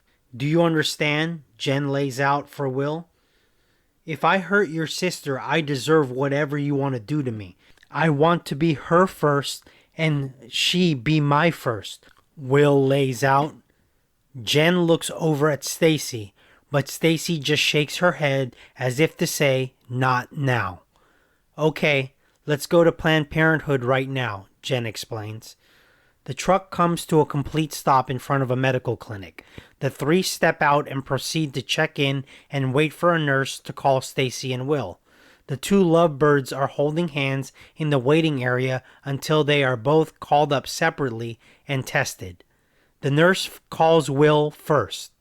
He steps into the back room, leaving the two sisters time to talk. "He doesn't know you're not a virgin?" asks Jen. "I will tell him. Just not now," Stacy replies. "This is on you, Stacy.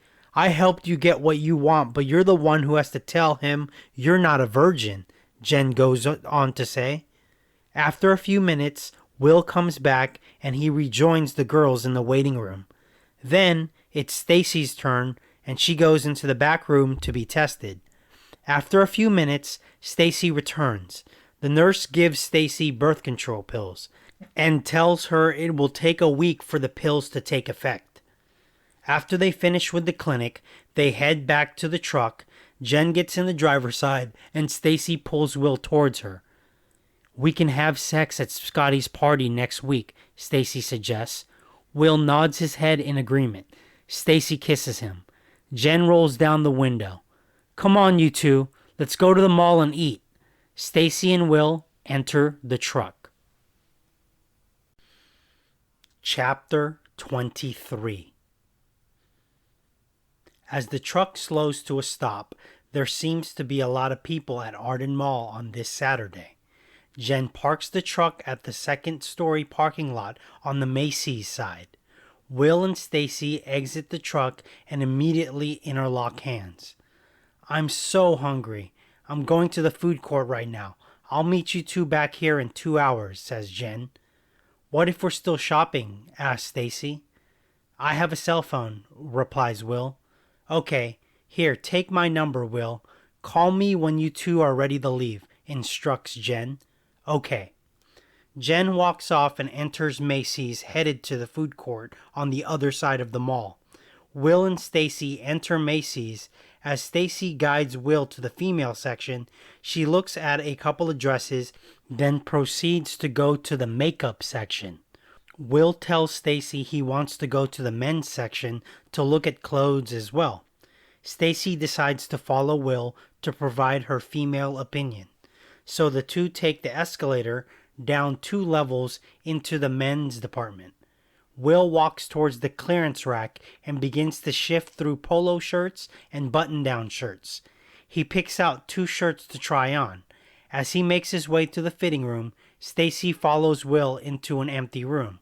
Stacy begins kissing Will passionately and begins feeling on Will's penis, which after 10 seconds of rubbing, it becomes hard. As soon as he is physically ready, Stacy drops to her knees, unzipping Will's pants, and just like that, she begins to suck Will off. The sensation is amazing. The visuals were even better. Will looks at a mirror, watching Stacy go to work on him. After a few minutes, Will is feeling himself get close to finishing. So he taps Stacy to let her know he's almost there, and she takes Will's load in her mouth. Will finishes. Stacy spits on the floor. "Oh my God, that was amazing," exclaims Will. Stacy gets up. "That's just a taste of what we can do next week." There I was in the middle of the fitting room of Macy's getting my first blowjob.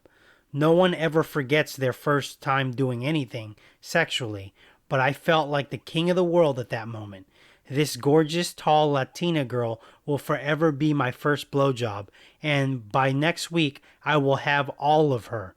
Nothing can possibly take me off my high.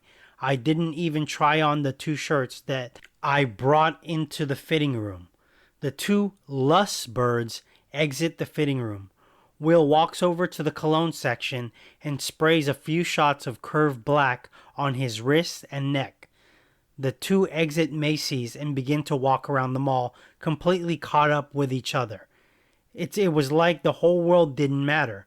It was her and it was me. As I walked around with Stacy, everyone looked like they were in slow motion. That's when it started to hit me. I imagined the church with crowded aisles. Everyone there to see a gorgeous Latina girl walking towards me in a beautiful white dress with flowers in her hair. A priest telling us what to do and what to say, but I knew what to feel. This was the moment in my life I thought that just maybe I could be the one for this girl. Looking back at it now, it's funny because everyone falls for the first girl who ever gave them a blowjob. But at that moment, I knew I wanted this girl so bad. We walked all the way to the food court and decided to get some food. I knew I wanted a Philly cheesesteak and fries. Stacy got Chinese food and we sat together and ate. It was a typical busy Saturday at Arden Mall as Will and Stacy take a moment to eat and enjoy each other's company. After they finish their meals, they decide to walk around and window shop a bit. The two first go into Foot Locker and look at shoes. Will immediately walks over and picks up the latest Jordans. "Those are nice," says Stacy. "It's Michael Jordan's latest shoe," Will replies. "You're a fan?" she responds.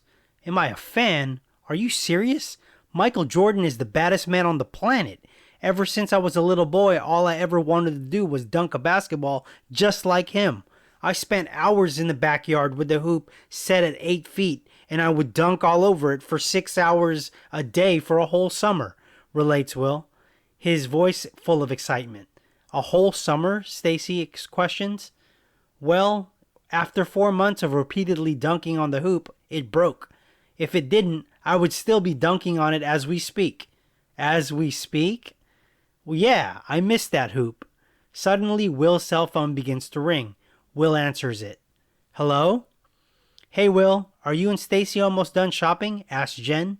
"Yeah, we're just window shopping right here. So yeah, I think we're done," Will replies. "Let's meet at the car and head out of here." "Okay." Will hangs up the phone. "That was your sister. She wants to meet at the car. Let's get out of here." "Sure, we can go," says Stacy. Chapter 24. As Stacy and Will walk through the mall and out of Macy's, they spot Jen in the truck waiting for them. They approach the truck and enter the passenger side. "What did you guys buy?" asks Jen. "We just window shopped and had lunch," replies Stacy. "Do you want to see what I got?" an excited Jen says. "Sure." Jen goes into her bag and removes a small box. She opens the small gray box, and in it is a gold diamond necklace. "Wow, that's really pretty," an amazed Stacy replies. "It looks really expensive," Will chimes in. "It was on sale.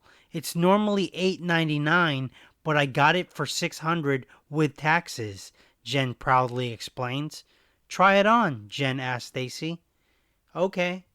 Jen takes the necklace out of the box and proceeds to put it around Stacy's neck. "It's really pretty." "I know, right?" a smiling Jen says. "Is that all you bought?" asked the little sister. "Well, I got a pair of jeans and some Panda Express." "Nice," replies Will. "Okay, we should get Will back home now," says Jen. "Do we have to?" asks Stacy. "Don't worry, we can do this another time," says Jen. "Okay, take me home, ladies," Will chimes in. Jen waits for the two to put on their seatbelts, then starts the truck. The truck pulls up just outside of Will's home. Will casually exits and Stacy gives him a kiss. "See you Monday." "Yeah, Monday." Will begins to walk into the front door as the truck pulls away. Will opens the door and steps inside. He finds a note on the counter that reads, "Steak in the oven, just heat it up." Will walks into his room and takes a seat at his desk. He pulls out his cell phone and dials a number. It rings for a minute, then a familiar voice answers. "Hello?" "Scotty, it's Will." "What's up, man?" "You won't believe what happened today," an excited Will shares. "Tell me." "Stacy's big sister took Stacy and I to Planned Parenthood and we both got tested. Then the nurse gave Stacy birth control pills." "You're going to beat those guts?" Scotty replies. Stacy gave me a blowjob in the Macy's fitting room. Willie Westside. Did she swallow? Scotty asked. No, but it was amazing.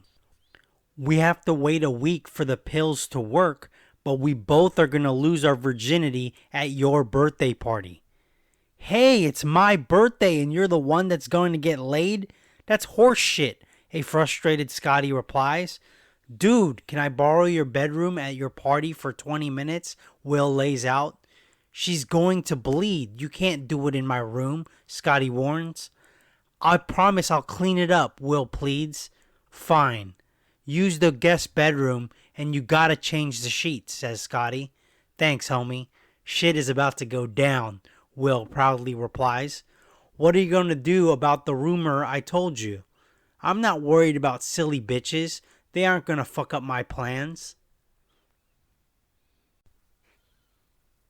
Chapter 25. The following week went by with a blur. I don't even remember what we studied all week. The Friday before Scotty's party was a little weird. I was playing basketball with the other guys as Stacy sat on the bench to watch. I took the ball out and brought it up court. Scotty posts up on the low block and calls for the ball. I feed him the ball and I run around the left corner. Scotty goes to work on his man, but the defense collapses on him. So Scotty throws the ball to me standing behind the three-point line wide open. I caught the ball and immediately put up the shot. The ball bounced off the rim and the player on the opposite team grabbed the rebound. They immediately run down the opposite end of the court and get a wide open layup. Scotty takes the ball out and brings the ball up court. I went to the low block and Scotty feeds me the ball. As I tried to make a move on my defender, I lost the ball. Will, get your head in the game, yells Scotty. A frustrated Will steps off the court and gets another guy to sub in the game for him. What are you doing, Will? I'm done, Will replies. Will makes his way towards Stacy, who's sitting on the bench. Wow, you suck, Stacy mockingly taunts Will. What? I'm just saying. You are playing like garbage right now.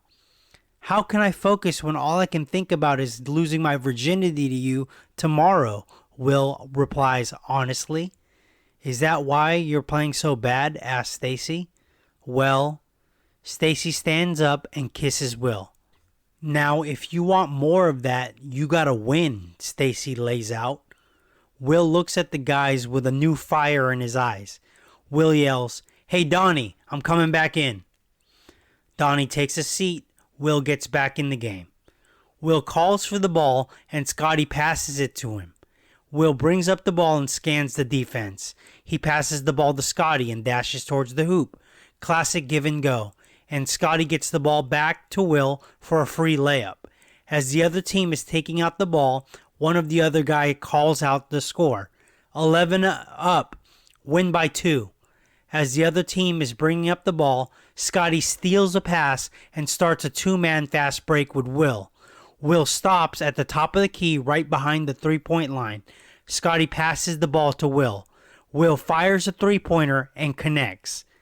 Game, yells Scotty. Everyone is congratulating Will, and suddenly the bell rings. Stacy kisses Will, and the two make their way back to class. As the two walk together into the classroom, there's a notable silence when Will and Stacy step in the room. The other girls begin whispering among themselves. Sister Marjorie gets everyone's attention. Today I want to talk about something most of you are starting to experiment with. Sex. I want to remind you all that sex before marriage is a sin. That's why I want to talk to you about abstinence, the nun preaches. As the nun spoke about the dangers of adolescent sex, I remember thinking it didn't apply to me. Stacy and I got tested. She is on birth control. There's nothing for me to worry about. By this time tomorrow, I won't be a virgin. Chapter 26. I woke up at 6:44 a.m. on the day that would be Scotty's 14th birthday. He wasn't expecting anyone until noon, but I was eager and ready to go to his party. There was going to be food, there was going to be music, and there was going to be a certain tall Latina girl ready to give it up to me. I started going through my closet looking for a perfect outfit that says, "Come get this dick." I throw on a throwback Joe Namath jersey. I looked into the mirror and thought, no, too sporty. So I picked out a button-down shirt that went with a gray blazer. No, it's not a wedding, it's a birthday party. So I decided to go with something really simple and easy. A Nirvana t-shirt and jeans. Not overly dressed up or overly sporty, because I have been locked inside her heart-shaped box for weeks. I watched the morning cartoons until around 11:30 a.m.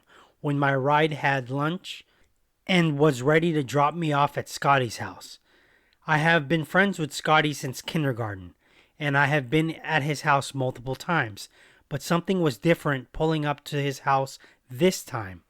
Maybe it was all the cars in the driveway and on the street. Maybe it was all the people drinking beer in the front yard. Maybe it was all the people dancing and enjoying themselves in the garage. When I walked into the house, there were so many people celebrating Scotty's birthday. I thought, great for Scotty, but as much as I was there to celebrate, I wanted to finally know what sex feels like. As I stepped into the house, I was looking for the birthday boy.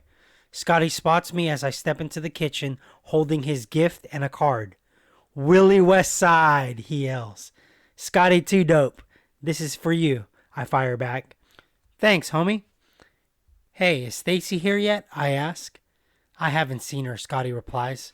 Scotty puts the gift on a pile on the table in the living room. "Hey bro, relax, she's gonna be here." Scotty hands Will a small key. "This is a key to the guest bedroom. Just give it back to me when you're done," Scotty insinuates. "Thanks, bro." "Get some food and drinks, man. It's a party. Come on, let's go," Scotty adds. Scotty steps away and takes in all the attention. Suddenly, Will spots Christine and a few other girls. Christine strolls up to Will. "Hey, Will." "What's up, Christine?" Will responds.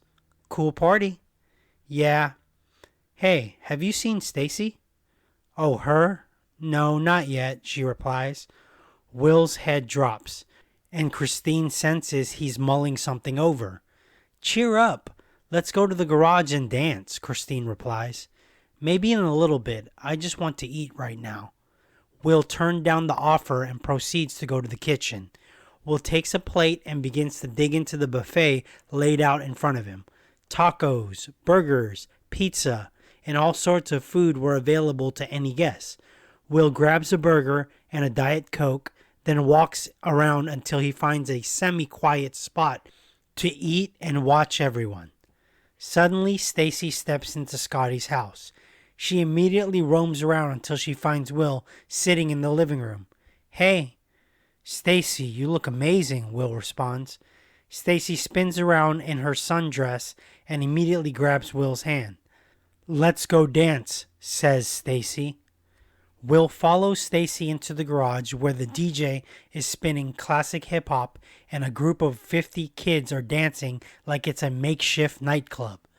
Will begins to dance with Stacy as everyone watched their moves. Scotty makes his way towards Will and Stacy and pulls them into the backyard for a moment. "Yo, what's up, Scotty?" questions Will. Scotty opens a cooler and gives Stacy and Will a beer. "Have a drink with me, bro," Scotty asks. Stacy grabs a beer, then proceeds to pop it open and take a drink. Will looks at the beer and gives it into the peer pressure. He opens it and drinks it. The three teenagers kill a six-pack amongst them. 2 beers apiece, then stumble back into the garage. Christine and the other girls are standing on the other side of the garage. When they see Stacy and Will begin dancing, the girls begin to whisper amongst themselves. After 20 minutes, Christine makes her way over to Stacy. An angry Christine has seen enough and grabs Stacy by the arm. "What's your problem?" a confused Stacy asks. "My problem is you. You bat your eyes like you're a good little girl, but you're not, Christine angrily points out. Stacy, what is she talking about? Will asks. I don't know. You little slut. Why don't you give a blowjob to some other guy in the fitting room? Christine unleashes. Will, how does she know about that? Stacy asks Will point blank. Scotty, Will replies. Christine gets in Stacy's face. Wait, you're drunk right now. Is that the plan? Get drunk and let some other guy fuck you? Christine lays out. Another guy? What is she talking about, Stacy? Will questions. Stacy begins to tear up. I'm not a virgin, Stacy admits to Will, then steps away from everybody sobbing. Christine, what the fuck is your problem? Will asks. Will goes after Stacy, but she runs out of the front door too fast for him.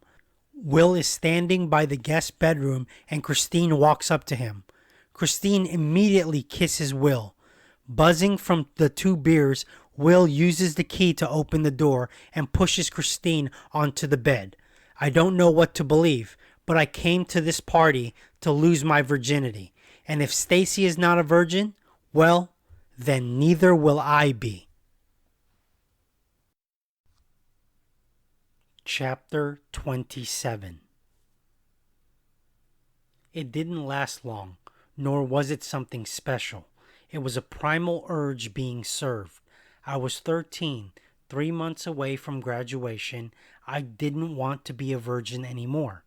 Returning to school that Monday was difficult after what happened at Scotty's party that weekend.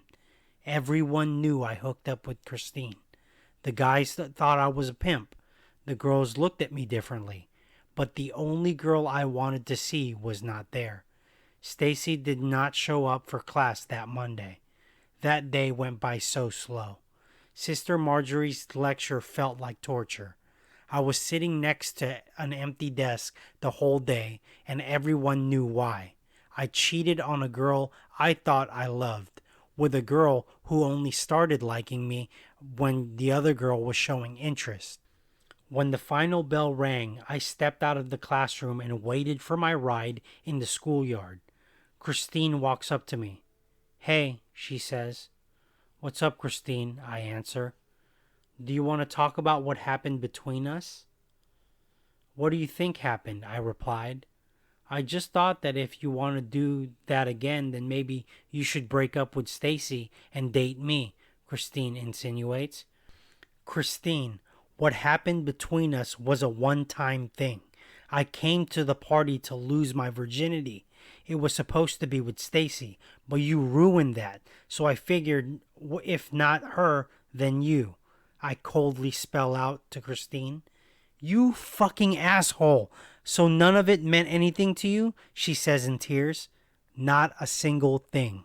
Christine runs into the bathroom crying. She looks at herself in the mirror and tears just come pouring out. Christine remembers the one thing her mother told her a few weeks earlier. Pick better men than me. Will sees the red Tercel pull up and he jumps into the car and heads home. When Will returns to his room, he logs into the internet. He types a message for Stacy. Will. Are you there, Stacy? We have to talk. Will waits and waits, but there's no reply. Frustrated and angry with himself, Will picks up his cell phone and calls Scotty. The phone rings a few times, and Scotty answers. Hello? Hey, it's me. What do you want, Will? I need some advice.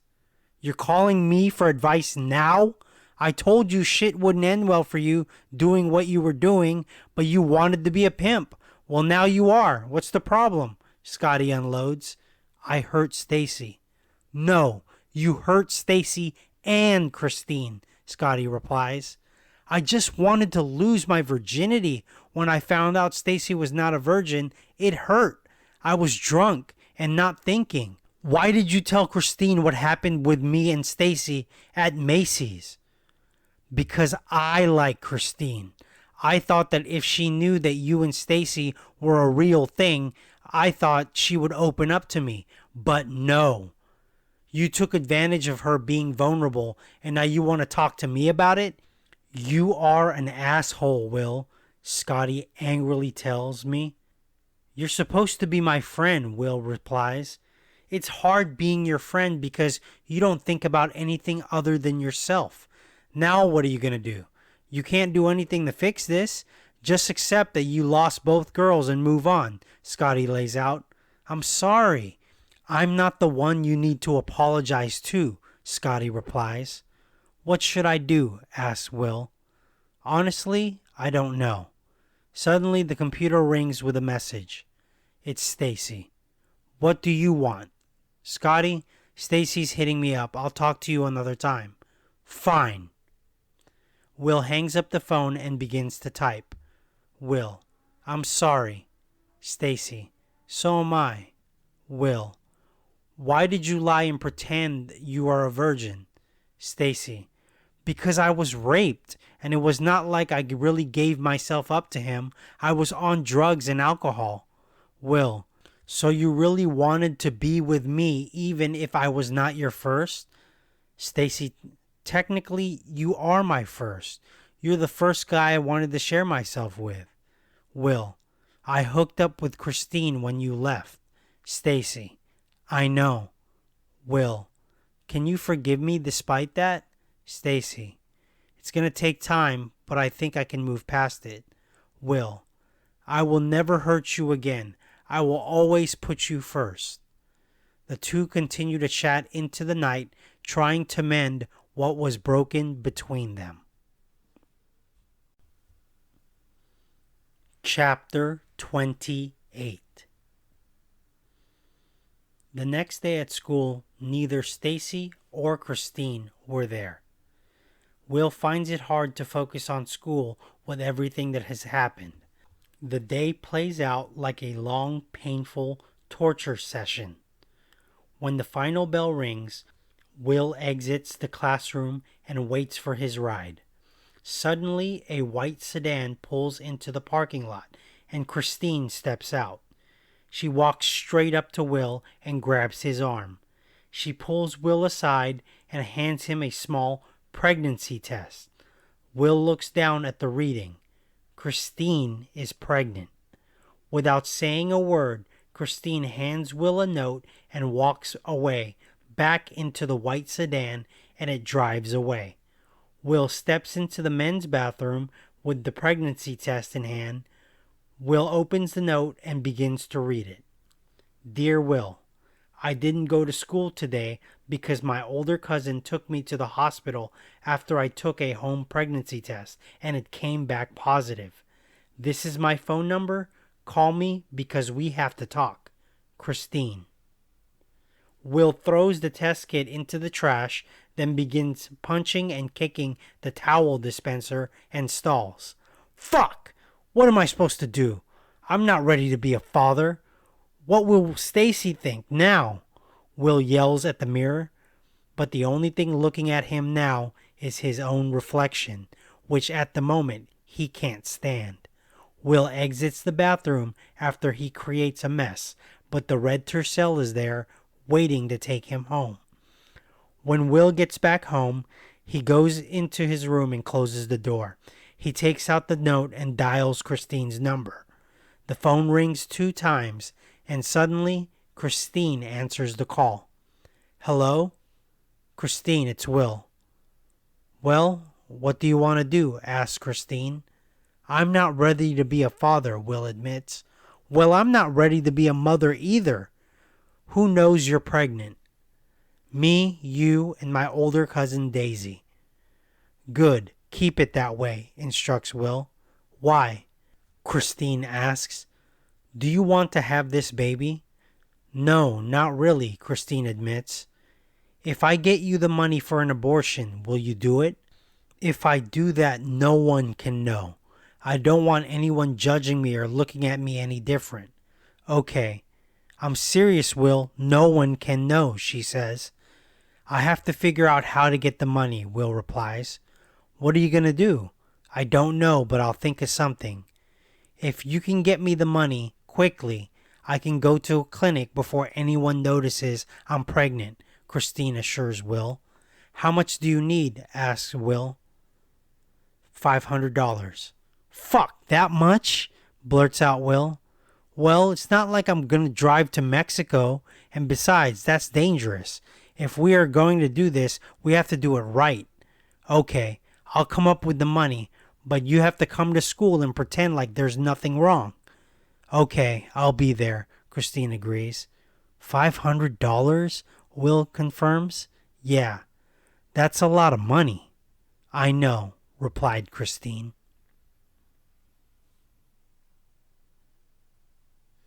Chapter 29. When Will ended the call with Christine, the clock began ticking on how fast he can come up with $500. How does an 8th grader come up with that much money fast? The immediate thought was to sell drugs, but I don't know anyone who has drugs for me to sell. The next thought was to pawn my Nintendo, all my video games, and CDs to see if that would cover it.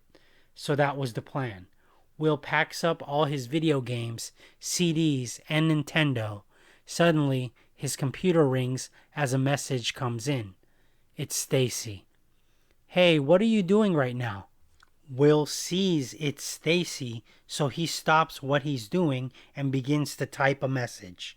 Will. Nothing really. Why, what's up? Stacy. I want to invite you over to my house to meet my parents. Will. Really? Stacy. I didn't tell my sister what happened between us at the party. I was ashamed because she warned me about doing what I was doing, but I felt you were special. Will. When do you want me to come over? Stacy. Friday night. Is that good for you? Will. Okay, I'll be there. Stacy. Good. I'll see you tomorrow at school. Will. See you tomorrow. Stacy. Good night. Will logs off AOL Instant Messenger and continues to pack all his stuff to pawn for money. The next day before the morning bell, Christine is already there when Will pulls up to school. When he exits the car, everyone is watching him. Christine walks up to Will, and they both step away for a moment. Hey, do you have the money? Christine asks. No, not yet, Will replies. What are you going to do to get the money? Christine asks again. I'm working on it. Give me a few days, Will says in frustration. Okay. Christine walks away. Suddenly, the white Cadillac pulls up and Stacy steps out of the car. She immediately walks up to Will and holds his hand. Everyone is confused. They all know Will cheated on her with Christine, but she is sticking with him. The bell rings and everyone enters their classrooms. Sister Marjorie begins the lecture about U.S. history. After 2 hours, the first bell rings, signaling recess for all the students. Will and Stacy walk hand in hand to the bench to watch the other boys play basketball. What do you think your parents will think of me? I don't know. I'd never brought a boy home before, Stacy admits. I will do my best to give a good first impression, Will assures Stacy.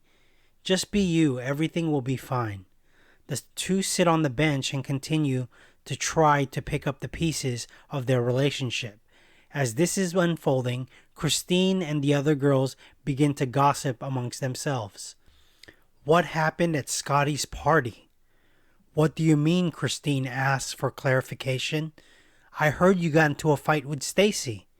I just told her everything we were thinking. She's fake, so I just brought it up to her face, Christine adds. I heard you hooked up with Will after that. Is that true? I don't know what you heard, but it's not true. Christine decides to deny what happened. Stephanie told me you went into a room with Will alone for a half hour. We just talked, that's it, Christine explains. Am I supposed to believe you sat down and talked for a half hour with Will alone? One of the other girls asks. I don't know what to tell you, Christine continues. Suddenly, Christine gets a little lightheaded and steps away from the other girls. As she does so, she immediately throws up on the schoolyard.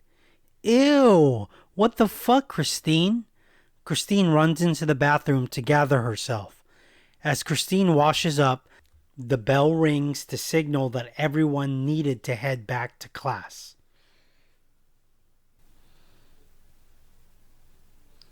Chapter 30. As everyone steps back into the classroom, there are a bunch of students casually whispering gossip about what they think happened at Scotty's party. Some of the girls believe Christine's lie. Some have other ideas on what happened. As Will and Stacy took their seats, Sister Marjorie begins another lecture. No one is paying attention. Everyone is whispering back and forth and passing notes to each other. Is there a reason why no one is paying attention right now? Sister Marjorie states, trying to get everyone's attention. The room becomes completely silent as everyone straightens up. Well, I'm waiting, the nun continues. Will looks around and notices all eyes are on him and Stacy. Silence. Well, if no one wants to speak, then sit there and listen, repeats Sister Marjorie. She continues the lecture as everyone pretends not to be all up in Will and Stacy's business. When the final bell rang, everyone wanted out of the classroom. Will and Stacy step out and wait for their rides home. Are you okay? Asks Stacy. I've got a lot on my mind right now, Will replies. Remember, tomorrow night, you can come over to my house and have dinner and meet my parents, Stacy lays out. That's tomorrow night? Asks Will. Yes, did you forget? Sorry, I'm juggling a lot in my head right now, Will responds. Jen and I will pick you up at 7 p.m. Okay. Suddenly, the white Cadillac pulls up and Stacy hops in and leaves. With Stacy headed home, Christine steps over to have a conversation with Will. How much money do you have? Christine asks. Nothing right now. What the fuck, Will? Christine yells. I'm going to sell all my stuff to get you the money, okay? Will lays out. Hurry up. The longer we wait, the worse it'll be. The red Tercel pulls up and waits on Will. That's my ride. I'll talk to you tomorrow. I think I have an idea on how I can get the money, says Will. Okay, bye, she casually replies. When Will gets home, he looks in his room and boxes everything he plans on selling to come up with the money for an abortion for Christine. He goes on the computer and searches the cost of an abortion. It says anywhere from $750 to $1,000. Fuck! I don't have that kind of money, he yells in frustration. Will searches the internet for all kinds of information on abortions and their costs. He comes across an article that talks about a pill, RU486. Will spends the whole night reading all kinds of articles and looking up local clinics that provide abortion services. It might have been the longest night of his young life. The plan was still the same. Sell all his video games, movies, CDs, action figures, anything until he has enough money to get an abortion for Christine. Suddenly, a message rings from AOL Instant Messenger. Will switches screens and sees it's a message from Stacy. Stacy, what are you doing right now? Will, just searching the internet for local pawn shops. Stacy, why? Will, I want to get rid of some stuff to get extra money. Stacy, what's the money for? Will, I want to get the new Jordans. Stacy, how much are they? Will, $150. Stacy, wow, they're expensive. Will, yes they are. Stacy, well, I'm getting tired. I'll see you tomorrow at school and at dinner. Will, okay, good night. Chapter 31. The following day at school played out just like every other day. Everyone came into class and sat there and pretended to listen while Sister Marjorie went on about a subject not many kids cared about. The first bell rang and everyone spent an hour hanging out with their friends. Will and Stacy sat on the bench and continued their routine of spending every break together. The final bell rang, and everyone stepped outside to wait for their rides home. On this particular day, Jen pulled up in her pickup truck to get Stacy. Jen rolls down the window and yells at Will. "Hey, Will, how are you?" "I'm good," Will replies. "Well, little sis, let's go to the mall like you asked." "Okay, let's go," Stacy responds. "Will, we will pick you up for dinner around 7 p.m. "Sure thing," he replies. Just like that, the two sisters are off to the mall.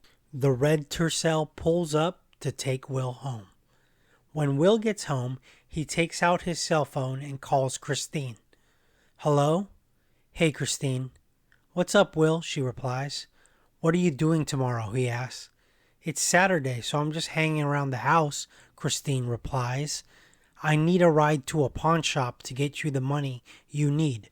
I can ask my cousin to help us." "Okay, I'll call you tomorrow when I have everything," Will remarks. "Good. We have to do this as soon as possible," she replies. "We will." "Okay, see you tomorrow. Bye." Will hangs up the phone and begins to get ready for dinner at Stacy's house. Around 7:06, the doorbell rings. Will goes to answer the door. As he opens the door, he sees Stacy waiting for him in another cute sundress. "Wow, how many of those dresses do you have?" asks Will. "A lot. Are you ready?" "Let me grab a few things and I'll be right there." Will grabs his wallet, keys, and cell phone. Will steps out of his home and enters the truck being driven by Jen. Will slips into the back seat and Stacy sits in the front passenger side. The truck travels south on 99. They pass Florin Road, then they pass Mack Road, then they pass Consumnes River, and suddenly they're in Elk Grove. They exit Laguna Boulevard and drive west. After a few more lights, the truck slowly comes to a stop in front of a beautiful 2-story home in the middle of Elk Grove. "Wow, this is your house?" says Will in awe. "Yep, we live here," Jen replies. "It's really nice." "You haven't even stepped inside yet," says Stacy. The two girls guide Will to the front door, and once inside, Will looks around and realizes this family has money. Maybe not millionaire money, but money nonetheless. "What do your parents do for a living?" asks Will. "My dad owns a few car dealerships," says Stacy. Suddenly, a beautiful Hispanic woman steps out of the kitchen. "So you are Will?" "Yes, that's me," Will replies. "Stacy has told me about you. I'm Mary." "It's nice to meet you, Mary," Will responds as he reaches out and shakes her hand. "Carlos, come meet Stacy's friend," she yells towards the living room. A tall Hispanic man steps out of the living room and immediately steps over to Will. He extends his hand and Will shakes it. "I'm Carlos." "I'm Will." "Do you like Mexican food?" asks Carlos. "Absolutely," Will replies. The family then steps into a beautiful dining room with all the food laid out on the table. Everyone takes a seat at the table. "Let's pray and give thanks for this meal," says Carlos. "Father, we give you thanks for allowing us to share this meal with one another, and thank you for allowing us to make new friends. We ask that you keep us all safe and watch over all of us. Amen." The dinner went by really smooth. Carlos and Mary asked a bunch of questions, and Will just played it really calm and simple. He only spoke when he was spoken to. After dinner, Stacy takes Will to her room. "Wow, you really have a nice house," he says. "You really left a good impression on my parents. I think they like you." "Good. Truth be told, I was a little nervous. That's why I only spoke when they asked me a question." "You did fine. You're a charming guy, and they get that." "I need to use the bathroom. Where is it?" asked Will. "Walk past Jen's room, and it's the door on the left." "Okay." Will steps out of Stacy's room, and as he is walking towards the bathroom, he notices Jen's door is open. He stops and sees the gold diamond necklace on Jen's dresser. Frustrated and desperate, He steps into Jen's room and pockets the necklace. Will steps into the bathroom and washes up. He looks at himself in the mirror, hates the reflection he sees. A few hours went by, and it's now time for Will to head home. Jen and Stacy drive him back. When they reach his house, Stacy gets Will's attention. "Hey, I have something for you," says Stacy. Stacy hands Will a box. Will opens the box and sees a new pair of Jordans. "I got it for you so you don't have to sell your stuff to get it." Guilt hits Will like a ton of bricks. He doesn't have the words. He reaches into his pocket and feels the gold diamond necklace. Tears begin to fill his eyes. "Are you crying?" Stacy asks. "I just don't know what to say." "Just say thank you." "I don't deserve you," Will replies. "See you Monday." The two girls drive off, and Will is left standing there with new shoes and a stolen gold diamond necklace to pay for Christine's abortion.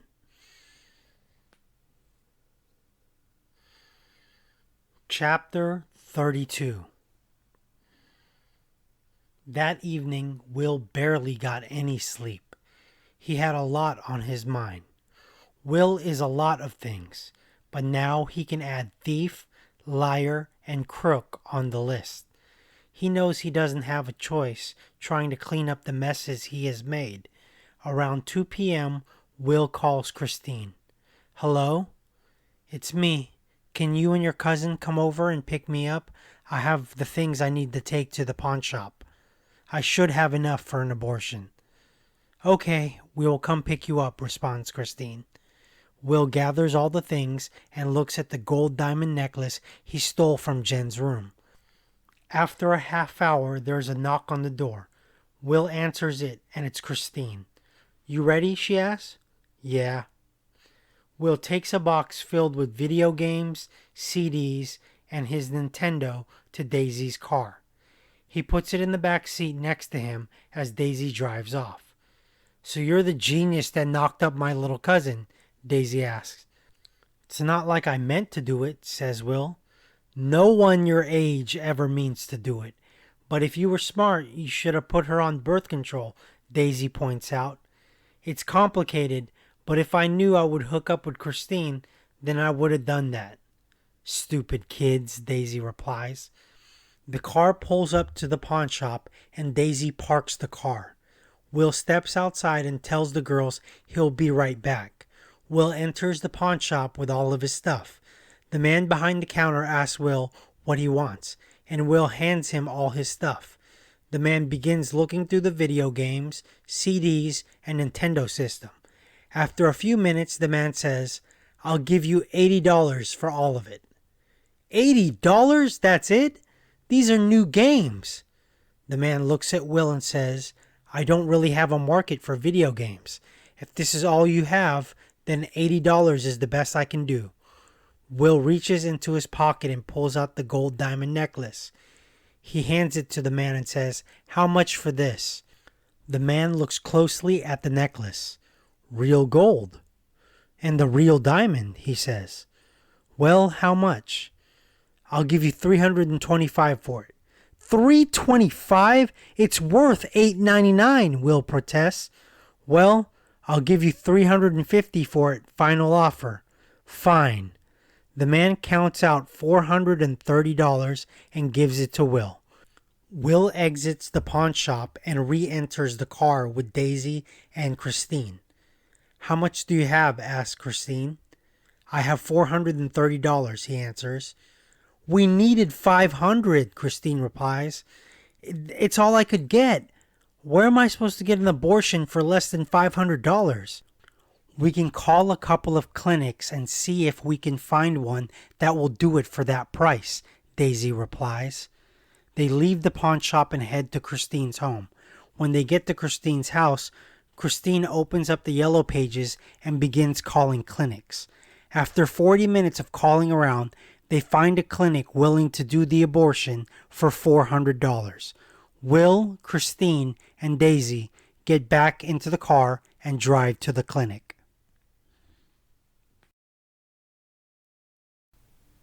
Chapter 33. The three pull up into a rough neighborhood in South Sacramento. "Is this the place?" asks Christine. "This is the address," Daisy replies. "Let's get this over with," says Will. The three enter the clinic and check in. There are a bunch of people sitting in the waiting room. One of the nurses comes into the waiting room. "Christine Damon?" Christine stands up and says, "Yes." "Follow me, please." Will and Daisy sit in the waiting room while Christine goes and has the procedure done. "How long have you known Christine?" asks Daisy. "We have been going to the same Catholic school since first grade," answers Will. "Do you like my little cousin?" she asks. "She's always been one of the prettiest girls in school," Will replies. "Are you her boyfriend?" asks Daisy. "Boyfriend? No." "So you just hooked up with her and knocked her up?" Daisy asks. "Well, yes," Will replies. "At least you were able to come up with the money to pay for the abortion. You both are too young to have a baby," she continues. "The problem is it's a sin, and lately I've been sinning a lot," Will admits. "What do you mean by that?" "I don't want to get into it.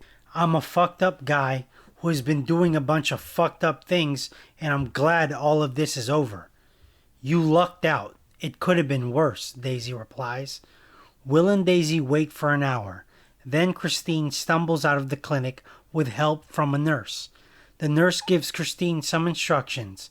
"There was more bleeding than usual, but you should be okay.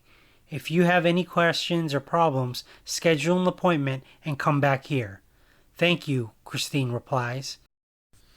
The three slowly walk back to the car and drive home. Daisy drops Will off at his house, then proceeds to drop off her cousin. When Will gets back into his room, he immediately turns on the computer and logs on the internet. He sees Stacy online and sends her a message. "Will, how was your day?" After a few minutes, she replies, "Stacy, it was okay, just watching movies with my family." "Will, I have been going through a lot lately, but I'm glad everything is over. I just want to focus on being good to you from now on." "Stacy, you are a good guy. I like you. My family likes you. Things are gonna happen. That's life. But if you put God first, everything will be okay." "Will, I'm honestly trying to believe that. Thanks for always being so good to me, no matter what." "Stacy, I'm going back to my room. We're watching Forrest Gump right now." "Will, I like that movie. Tom Hanks is great." "Stacy, see you Monday. Good night." "Will, okay, good night." Will logs off the internet and turns on the TV in his room. Exhausted with everything that has happened the past few days, Will watches TV until he passes out. Chapter 34. Monday comes and it's time to go to school again. When Will arrives, he sees Scotty, so he approaches him. "Hey." "What's up, Will?" "Nothing much, just hoping everything goes back to normal," says Will. "What's normal?" asks Scotty. "I just want to see Stacy and get back to being good to her." "What about Christine?" Scotty asks. "I just hope we can be friends because I think I'm lucky to be with Stacy," Will replies. "So you aren't trying to pull two girls at the same time anymore?" "No, I learned my lesson. Having one girl to be good to is a blessing." "Willie West Side is growing up," says Scotty. Suddenly, the white Cadillac pulls into the schoolyard. Stacy steps out and sees the boys. She walks up to Will and Scotty. "Hey guys," she says. "Hey Stacy, you look great," says Scotty. "Thank you." A few minutes later, the bell rings and everyone heads into the classroom. Will takes a seat next to Stacy, but notices Christine is not there. 5 minutes becomes 20. 20 becomes an hour, and still no Christine. Sister Marjorie is in the middle of her lecture when suddenly a large commotion can be heard outside of the classroom. Sister Marjorie goes to the door and steps outside as everyone is wondering what's going on. Suddenly, an angry Daisy steps into the classroom and sees Will. "You fucking asshole! It's all your fault!" she screams at Will.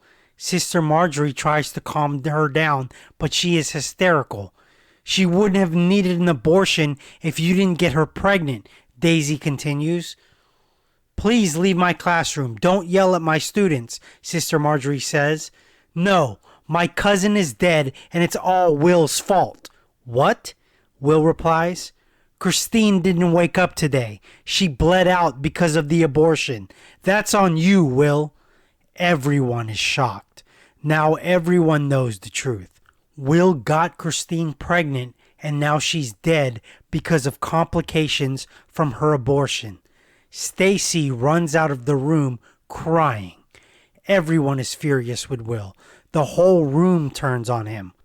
Will runs out mumbling to himself. "She's dead. It's all my fault. Everyone knows." Will runs off campus and runs down a few blocks until he arrives at the 99 intersection on Broadway. Will walks up the ramp and stands there in the middle of traffic. He comes towards the edge of the overpass and stands there looking at a 30-foot drop in front of him. It's all over. All the lies, all the secrets. I hurt too many people. I can't keep hurting people who care about me. I want this shit to end. Will looks down at the long fall onto the pavement and release from this life. Cars begin stopping and complete strangers are getting out of their vehicles, yelling towards Will, trying to calm him down. I put myself in this position, and only I can get myself out. If I don't take this final step, from now on, pretty girls will hate me. I've made a bunch of mistakes all my life. This last mistake will be mine, and mine alone. Will takes a breath, then closes his eyes, and jumps. In the moments before impact, with the pavement 30 feet below, he sees flashes of moments he shared with Christine. He sees flashes of moments he shared with Stacy. Just as his body slams on the gravel below, it peacefully all goes black.